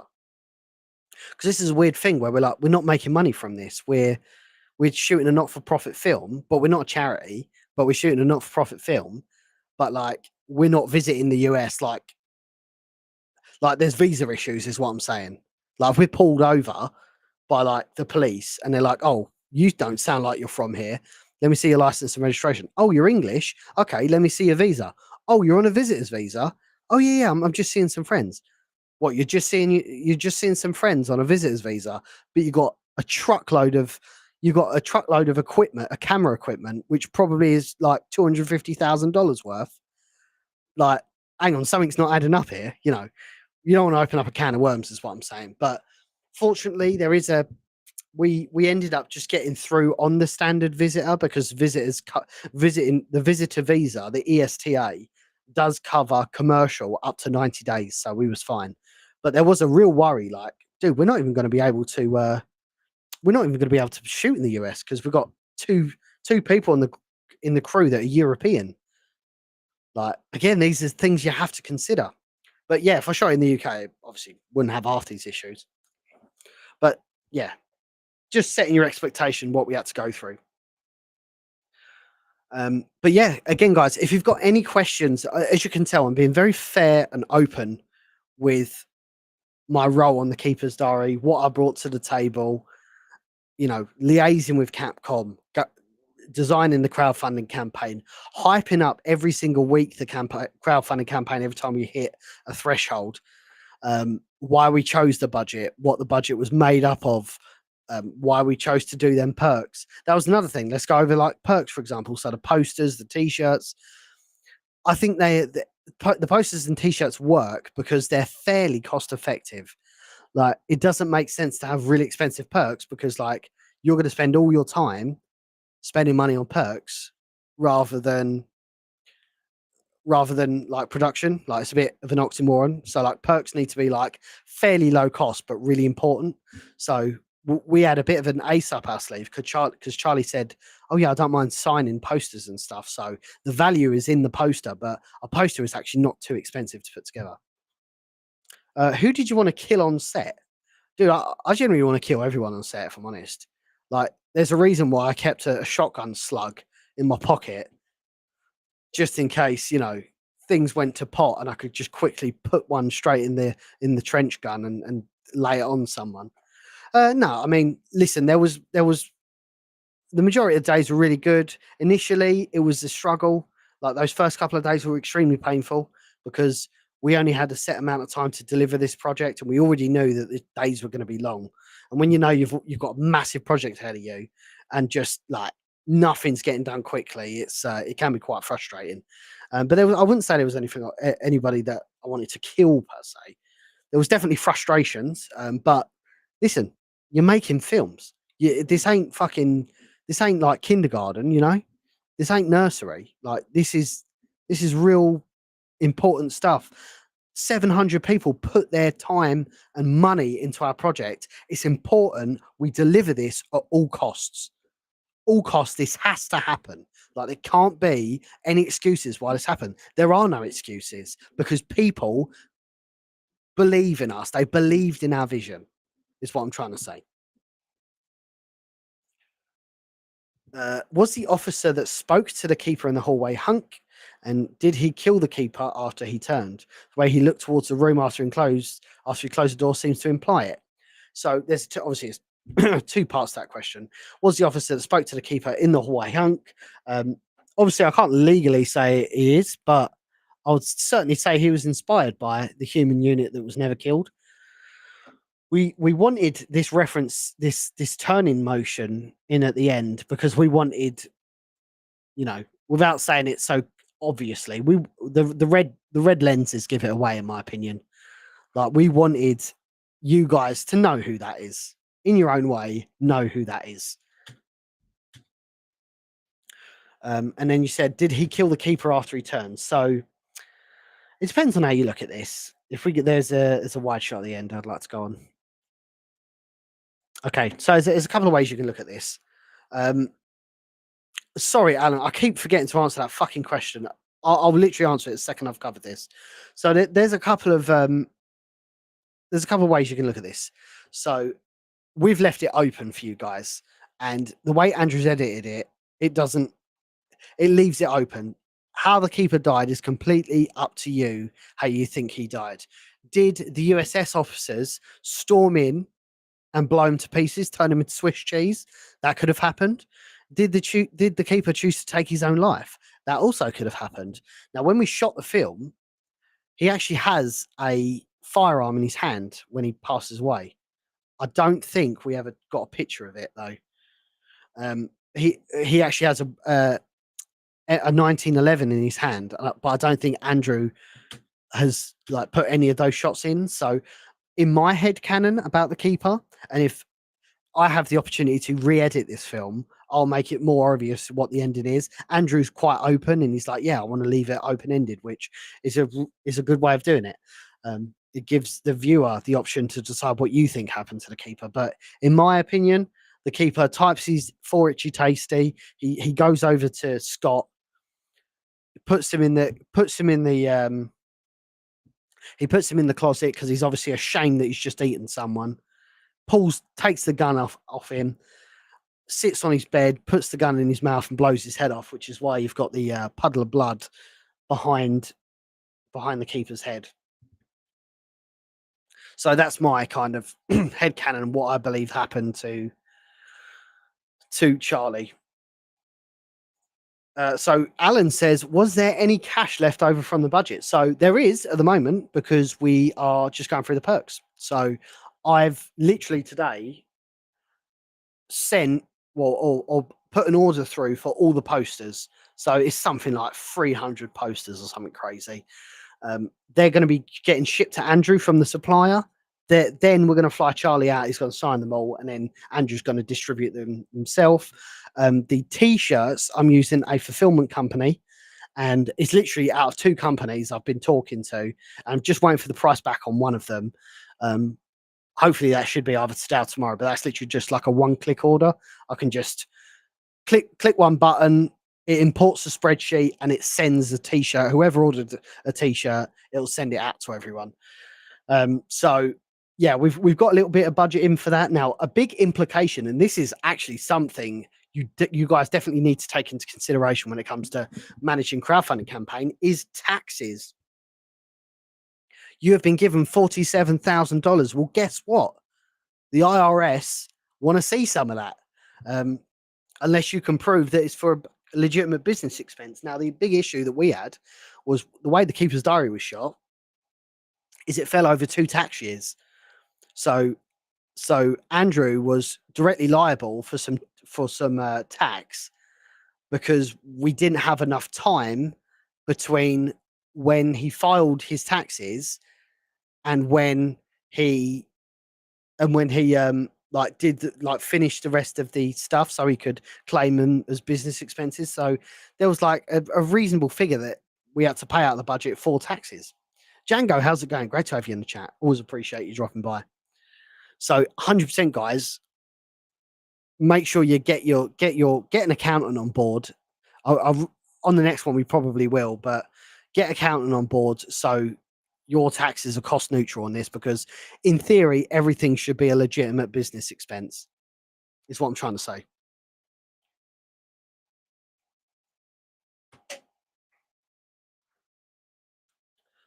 But in terms of cash left over from the budget, there won't be. We will literally utilize every penny we can just to get, because shipping is going to be absolutely abysmal from Andrew. So we're gonna get as much of that out as we can. And I very much, if anything, I think there might be an argument for me and Andrew to like personally just top it up just to get through the last, posted deliveries. We're not worried. We're not worried at all. How did everyone feel when you wrapped up filming? Was it mostly relief or some sad it was over? Mixed emotions. Everyone wanted to sleep was a common emotion because it was brutal, man. Like when I say it was like it was brutal. Obviously, we're enjoying the fruits of our labor now. Now the film's out, but it was brutal. It was horrific, and I am a little bit sad because I think there's so much.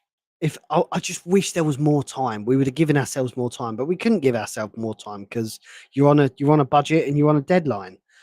I just feel like we just needed more time, not for the film. Well, actually, in some cases, the film, like maybe a couple more shots towards the end, I would have liked a bit more of, but I just wanted more time to do other content, and like I would love to have done a stream in the keeper's room or something like that, or do more streams with like we had all of these Resident Evil creators in one area and we just didn't get time to do a live stream together, and it was a real shame. It was a real shame, but it's one of them. Like we may never get the opportunity to create a Resident Evil fan film, and this is what we're going to leave behind out of all of our efforts. So yes, I would have definitely. I was a little bit sad because I wanted to do more. The week flew past, and I just hope we get the opportunity to do it again. Chris, how's it going? Great to have you in the chat.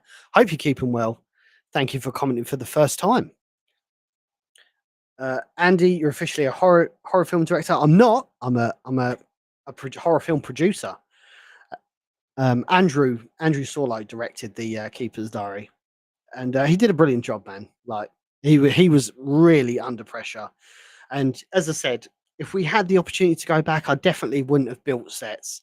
I'm not saying we wouldn't have had custom built sets. I'm just saying I wouldn't have done them. We should have. And obviously, we're past the fact now, but we definitely should have brought people in to do that element of the work for us, if you get what I'm saying. I hope that makes sense.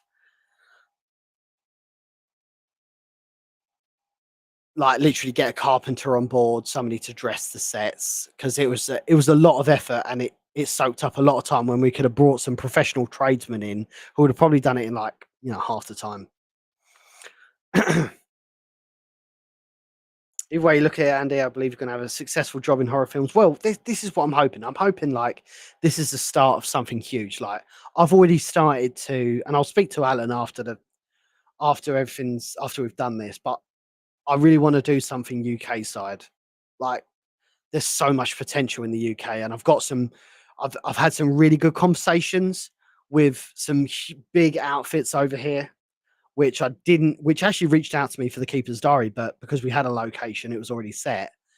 But I've been having some real interesting conversations here, and I would like the opportunity to shoot something here outside of what Andrew Sorlo and the rest of the gang are doing, because I definitely want to work with them again. Seth, how's it going? Great to have you in the chat. Hope you're keeping well. Who did you like working with on set? I like working with everyone, man. Everyone was fantastic. What was interesting is you had a mixture of people that has obviously worked in film before and people that were YouTube content creators, and there really, really is a big difference between the two. Like you can't. Hang on, let me just check. Like just because you got a huge YouTube channel or a YouTube channel at all. It doesn't mean that you're a filmmaker. There's such a big difference, such a big difference between the two that it's just the way it is completely different type of content. So it was fairly that was the true wholesome thing is that everyone was bringing everyone up together.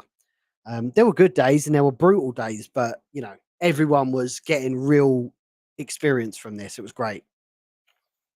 Thank you, Chris. I appreciate your kind words. Thank you for joining us on Twitch, man. I hope you're keeping well. Again, huge shout out to the huge shout out to everybody that's tuned into the stream so far. It's a pretty unique stream. I don't do a lot of just chatting streams, but I'm hoping I'm doing a good enough job to kind of peel the curtain back of the Keeper's Diary because I do believe there's just so much that I feel like we haven't told you about the Keeper's Diary with it being so public. That was another thing that was kind of you need to take into consideration is everyone knows your budget, which as a negotiation tactic, when you're trying to get competitive prices, like I don't know, there's a supplier. This didn't happen, but say catering, for example, like a caterer gives us a figure of like I don't know, let's say 4 grand, and you're like, but I am I want to. I've only got 3.5 grand in my budget, and they say, well, your budget says it's 55,000. And then you've got to have this really awkward conversation where you're like, well, I've not got 55 grand in for catering. I'm not saying this happened, by the way. I'm just giving you a hypothetical. It that's a one big drawback of having a public budget. It's just because it is public, it gives you it takes that negotiation away from you because people just assume you've got loads of money to like spend. And it's like, no, like I need to be resourceful with this because once this money runs out, like I've got nothing. And if I've got nothing, I'm not delivering on the 705 people that helped me back this project.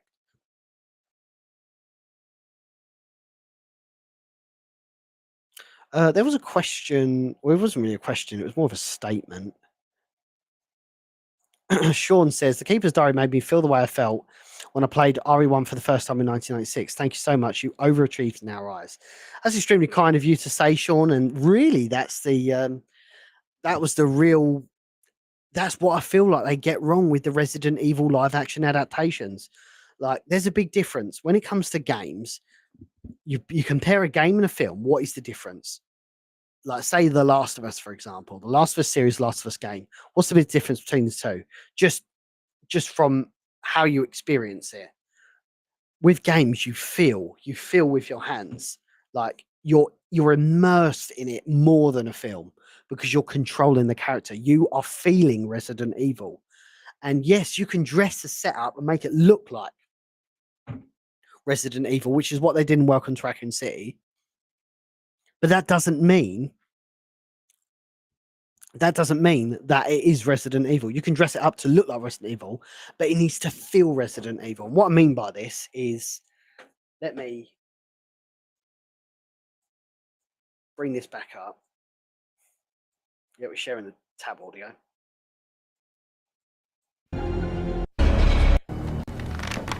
Right.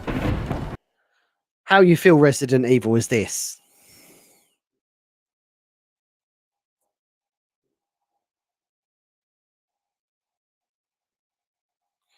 If it loads.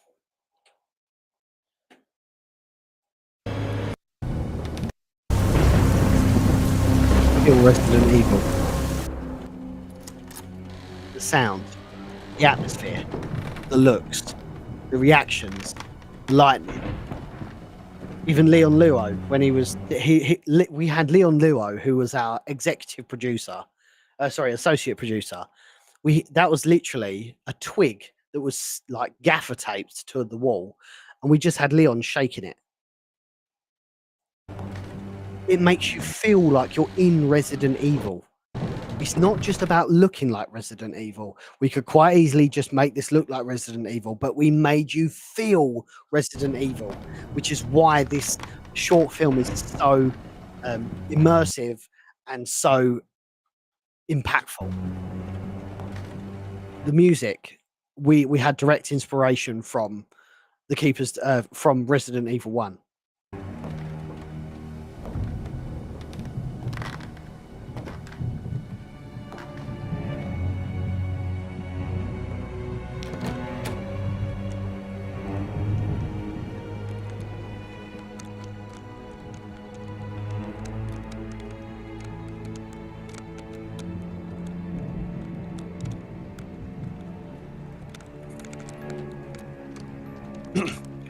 Goes without saying, we should have definitely done the beret better. I know a lot of people have like dogged on us for the beret, and I totally get their criticism.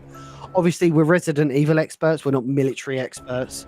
And yeah, the beret was a massive oversight. And yeah, again, if we have the opportunity to do it again, it won't be like that.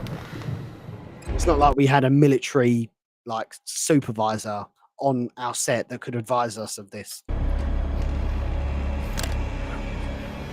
Would have liked if we'd have made the keeper's room a little bit more dirty. Maybe have some particle effects in the air. Totally see that.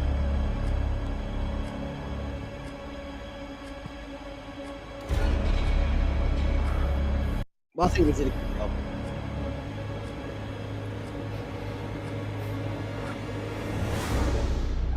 It was obviously CGI.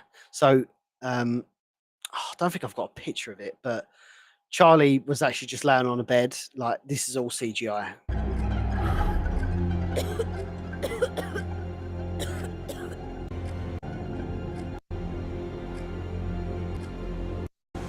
Played poker tonight with Scott and Elias from security.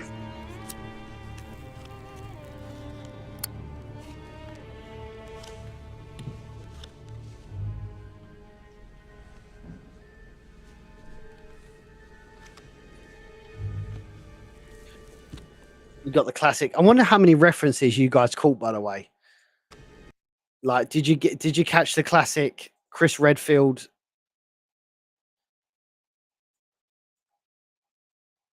That CGI? That is not CGI. I'm not convinced. I'm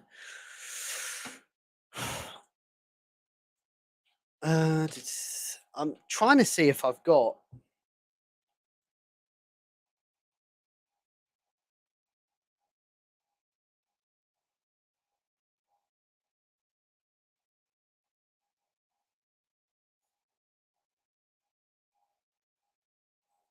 Trying to see if I've got like a previous take of it, which shows him laying on the bed, because it's definitely obviously, you know, I was there, so I know it's CGI.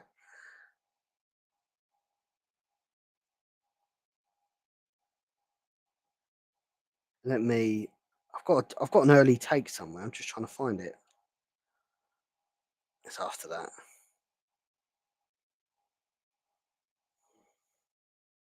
It's this one. Man, it's changed so much. I'm hoping you guys can see this. Go that way. So it's the exact same scene. Let me just go back a bit. There you go. Oh, just trying to get that lined up. There you go. So yeah, that's what he looks like before. So it's a pretty, as you can see, it's pretty stark difference. I mean, to be fair, even if we used the original, it probably would have been fine. Like, even if we start with the practical, but Andrew wanted to make him look a little bit more like, you know, gone. So yeah, that was a decision that was made quite late on.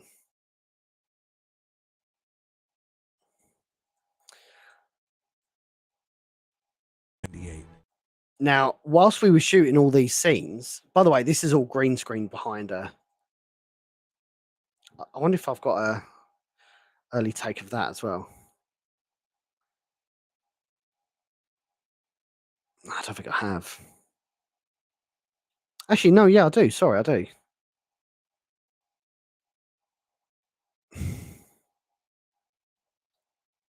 Uh,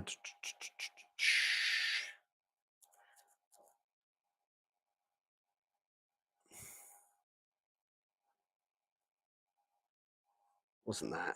Oh, here you go.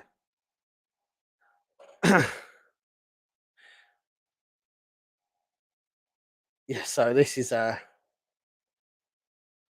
so yeah, there's literally no hallway behind her. Like that's just like an empty space. We put a green screen up. So Andrew's uh Steve Spady did a great job on that. Let me just show you that again.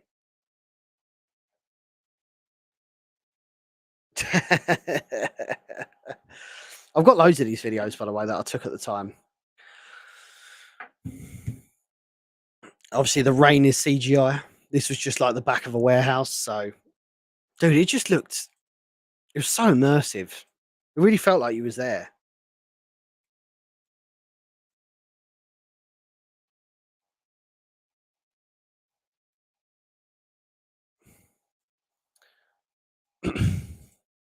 So, yeah, how many references did you guys find? That's what I want to know. Like, did you, we tried to include as many as we could, like, without it being like hokey. So, obviously, the Master of Unlocking. Yeah, it was brutal, Alan. It was brutal. Even small stuff, like stuff that I probably not noticed that Andrew's done. So yeah, Master of Unlocking. That was a key one. So you'll look on the wall here. You got Queen. And then you've got Jennifer Aniston. So why Queen? Well, we know Queen is a massive part of Resident Evil. Made in Heaven, Let Me Live, the back of the jackets, they are direct references to Queen. Sorry, hiccup. They're direct references to Queen, and I thought we could have just some generic thing, but it'd be super cool if we had Queen. Now, originally, I'd actually made up Killer Queen, like our AI upscaled some old Killer Queen art, because I think that's the album that Made in Heaven's on.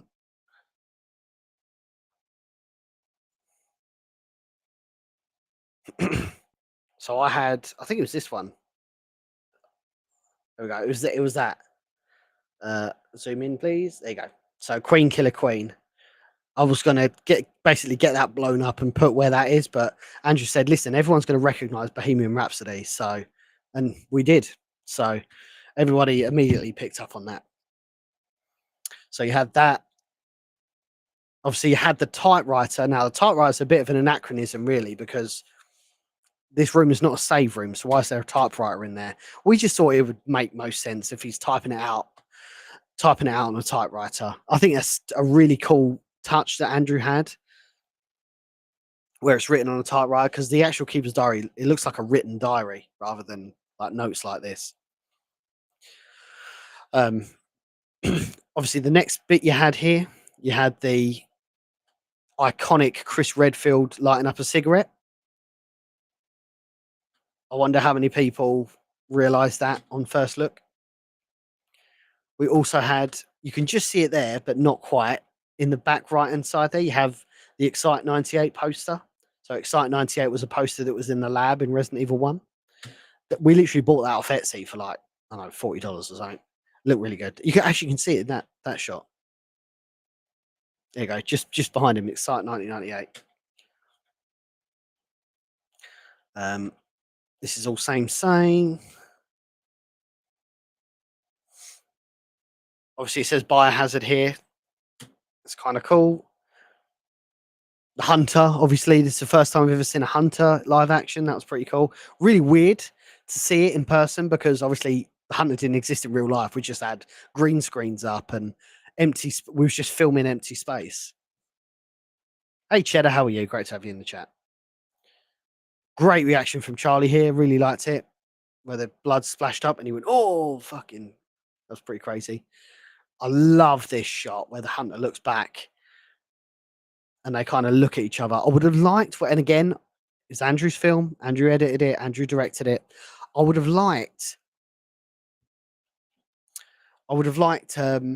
Andrew to, Wesker to almost like be looking at him, like studying him, like, like looking into his eyes and really understanding the monster. That would have been really cool. But it still works because Wesker is stoic as fuck. He doesn't even react to the animal being torn to pieces. Really cool. Cheddar says, was everybody actually smoking or was it e-cigarettes? That's a great question, man. We had, I'm sure I've got a photograph of it actually. Let me go back to October 23.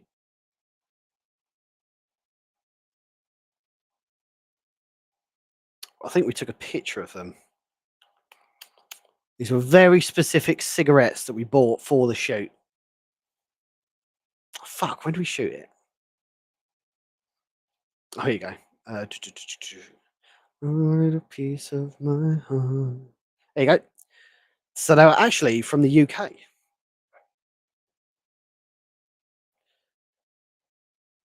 You can't quite see, but they are herbal cigarettes, herbal smokes. So tobacco free, nicotine free, addictive free.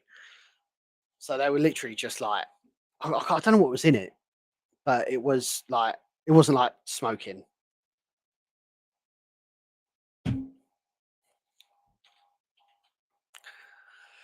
So yeah, obviously the cigar was real. Steve was smoking a cigar. Steve was the bigger winner, but I think he was cheating. He was smoking a real cigar, but everybody else was on herbal cigars. I think Charlie might have had a real one. I'm not sure, but I'm pretty sure everybody else was on herbals.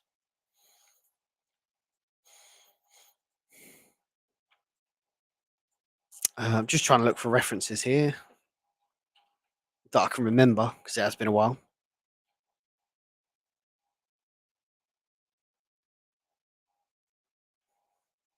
Isn't really a lot to go off here. So he says he was wearing a spacesuit, and the implication is that Scott and the keeper are wearing the same. But I thought it was a nice twist that Scott is actually part of the USS team.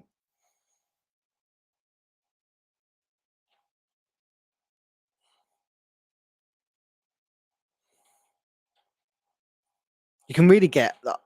Andrew didn't. In a lot of the earlier scenes, Andrew didn't really show you the whole room, but on these shots, you can actually see the whole keeper's room, and it's really cool to see. Like, especially this shot. Look at how well, like, look at the composition in the shot. It just looks beautiful. You've got all the posters in the back, and you see the typewriter there in the back, and the lamp. It just looks beautiful.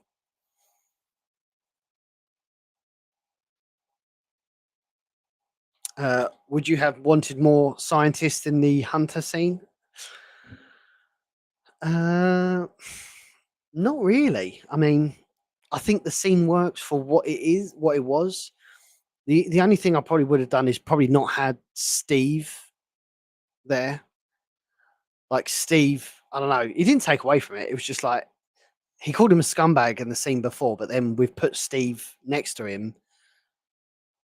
in the next scene. You could have a connotation that Steve was being a scumbag, but even like scumbags who cheat aren't on the level of the scumbag that is Albert Wesker, who is like watching these innocent pigs be slaughtered by hunters. So there is a connotation there, I guess.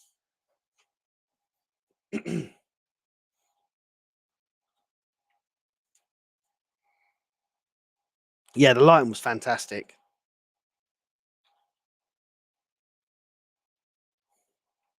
Like this whole scene, like we hazed this all like this isn't how foggy it normally is. Like we hazed this all up.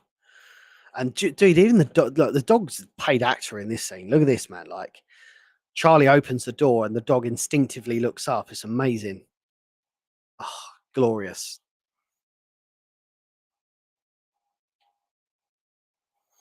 And then obviously the dog jumping up. Okay, all this looks beautiful. This looks like this looks like a film that you've just like taken out a blockbuster. Like this, honestly, this looks like a proper cinematic film. Look at this scene, man. It just looks beautiful. We did a really good job. Pat myself on the back here.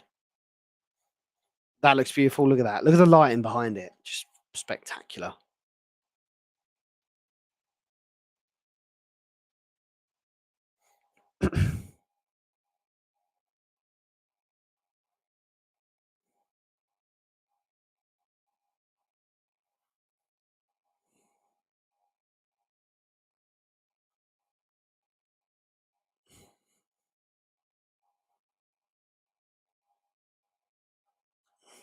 Did Charlie like getting back into acting? I think so. I think he had a good time.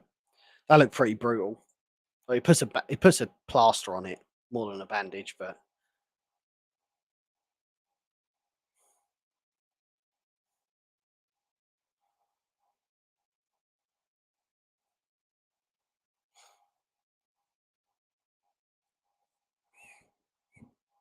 this was a nice touch actually, and huge shout out to Sean Meyer of Carrier Raccoon City Story fame, who actually helped us build these labels because he had these anyway. He had these as part of the Carrier project, and I just said, "Listen, man, can you just help us design a couple of labels, please?" And he was really cool about it. Now, I must admit, I did have to bend the law of Resident Evil a little bit because Aquacure is actually for women. It's a tonic for women to make them feel better. So, quite simply, how I got around that was I said to Sean, "Can you just put 4 men on it?" And then that got around that.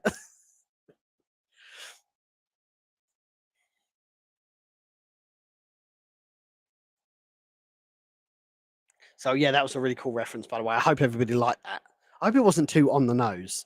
Like to me, it makes perfect sense. Like you're going to give him pills that exist within that universe or medication that's in that universe.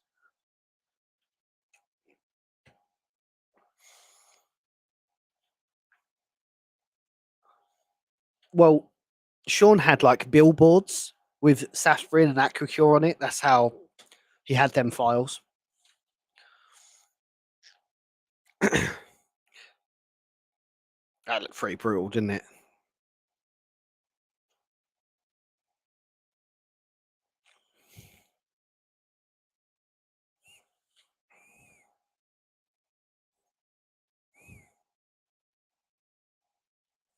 I think this is one of the standout scenes that it isn't in the Keeper's Diary like log.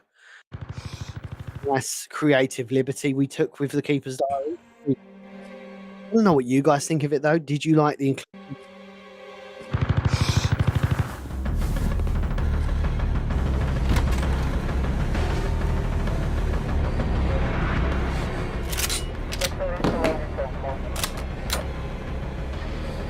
Sir, it's not safe out here.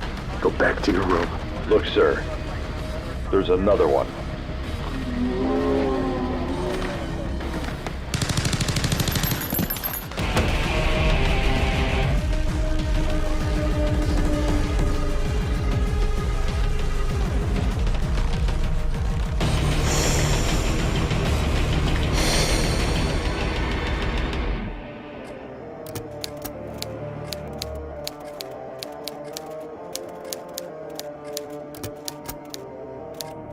was a cool thing?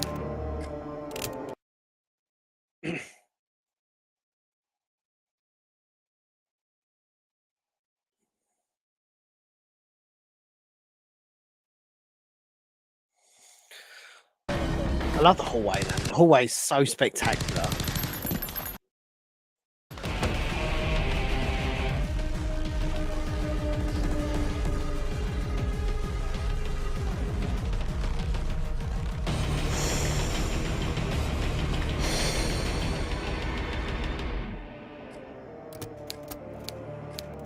Spectacular, man. It gets so much better every time I watch it.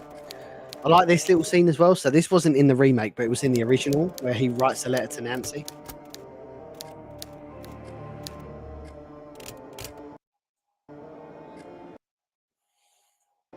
This composition, this shot's probably my favorite in the whole thing. Look how beautiful this looks. And the typewriter sliding. Oh, glorious.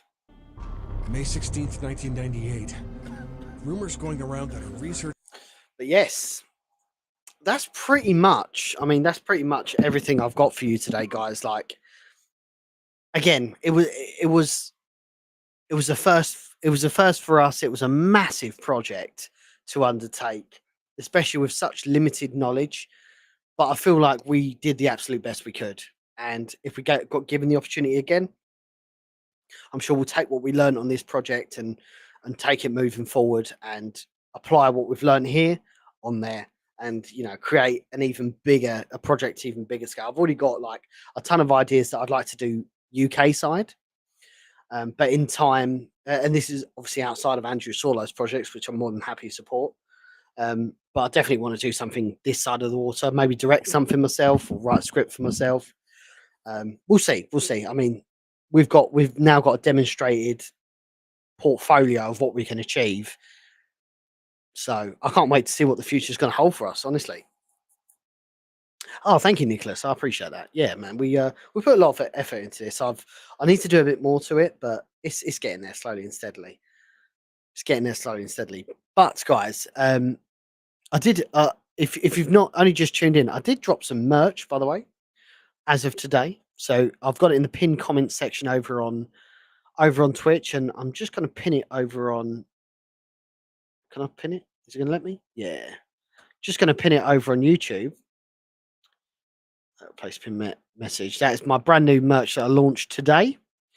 Some of it's brand new. I mean, it's more of a case I've ported it from an old Teespring. T Public reached out to me and said, "Listen, like we want to see that you've got a merch store that's not really well utilized. Do you want to use our one?" And their prices are very, very competitive, like very competitive. So they've got a ridiculous deal on for custom shirts. And I think, listen, if you're going to do it, do it.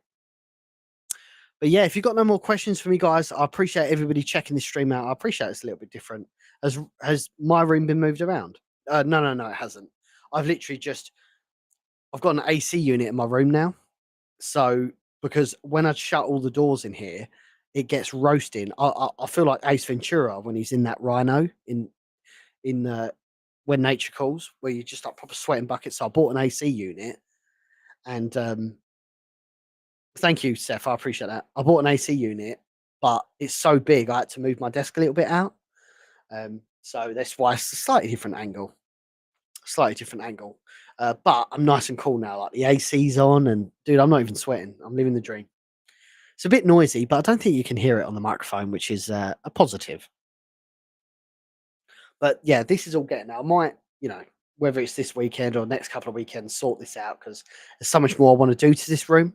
I do like having the big man behind me. This is a flag, by the way. If it's like a polyester flag that's put up by magnets and it looks good. I've got Metal Gear Solid 1 here. Got Lara behind me. And obviously we've got the Zombo boy. We got Nick Apostolidis' Sheva, which you drew for me, which is very kind. Thank you, Seth. I appreciate that. Hopefully there's more to come, man. But yes, if you've ordered perks, they will get sorted. It's one of them. We've got like 300 orders to go through, so it's not going to be a 5-minute job. But we are, now the film's out, we are diverting our attention to it. So I appreciate you hanging on in there. Things are moving. It really is, now that we've ordered everything and it's going to be with Andrew shortly, it's really finding a date for Charlie to come out and sign them all. Because like obviously they're signed. If they weren't signed, then we could just send them all out and it wouldn't be a problem. But unfortunately, they've all got to be signed, so they've literally got to go to Andrew, then sent out. Like t-shirts, as I said, are really easy because I've got everyone's addresses, and I just need to like go on our fulfillment company that we sign up with. As I said, it's out of 2 at the moment. I'm just waiting for one to come back to me. They was just checking on their wholesale distribution network to see what they can do for us.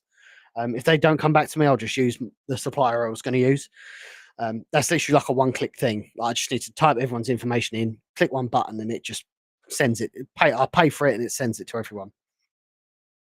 So it's not too bad. Yeah, I really like this one actually, Corey. Now, I don't know if you can see, but I didn't want to do that. I definitely did not want to do that. Fuck's sake. 2 seconds. Well, actually, there you can see it. It's like a metal. It's insulated, but it's like a metal container. So it's really good. Where the fuck's the magnet gone? Is that in there?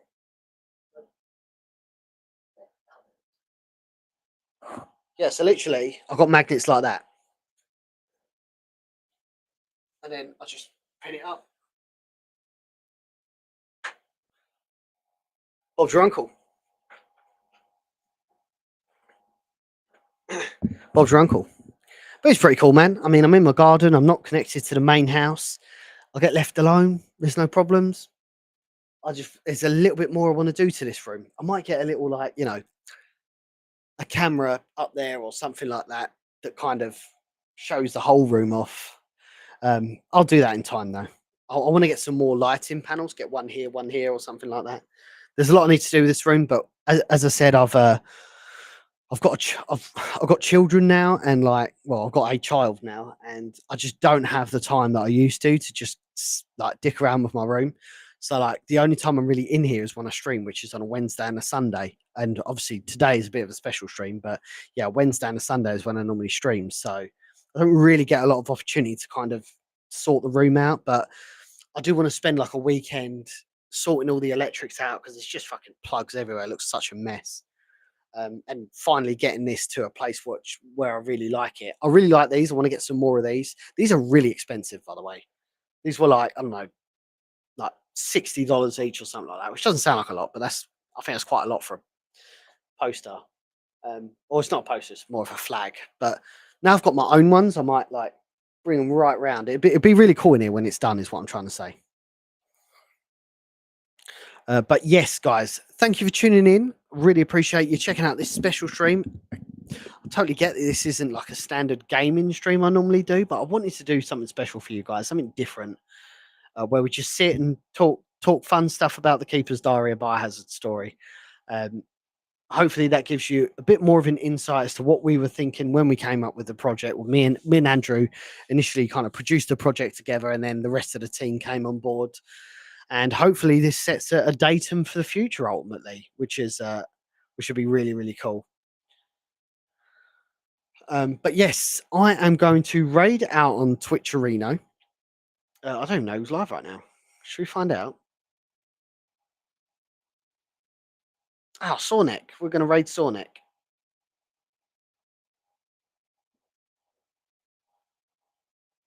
And I'm going to end the stream on the tube of you. Appreciate you tuning in as always. And hopefully we'll see you in the next one. You take it easy now.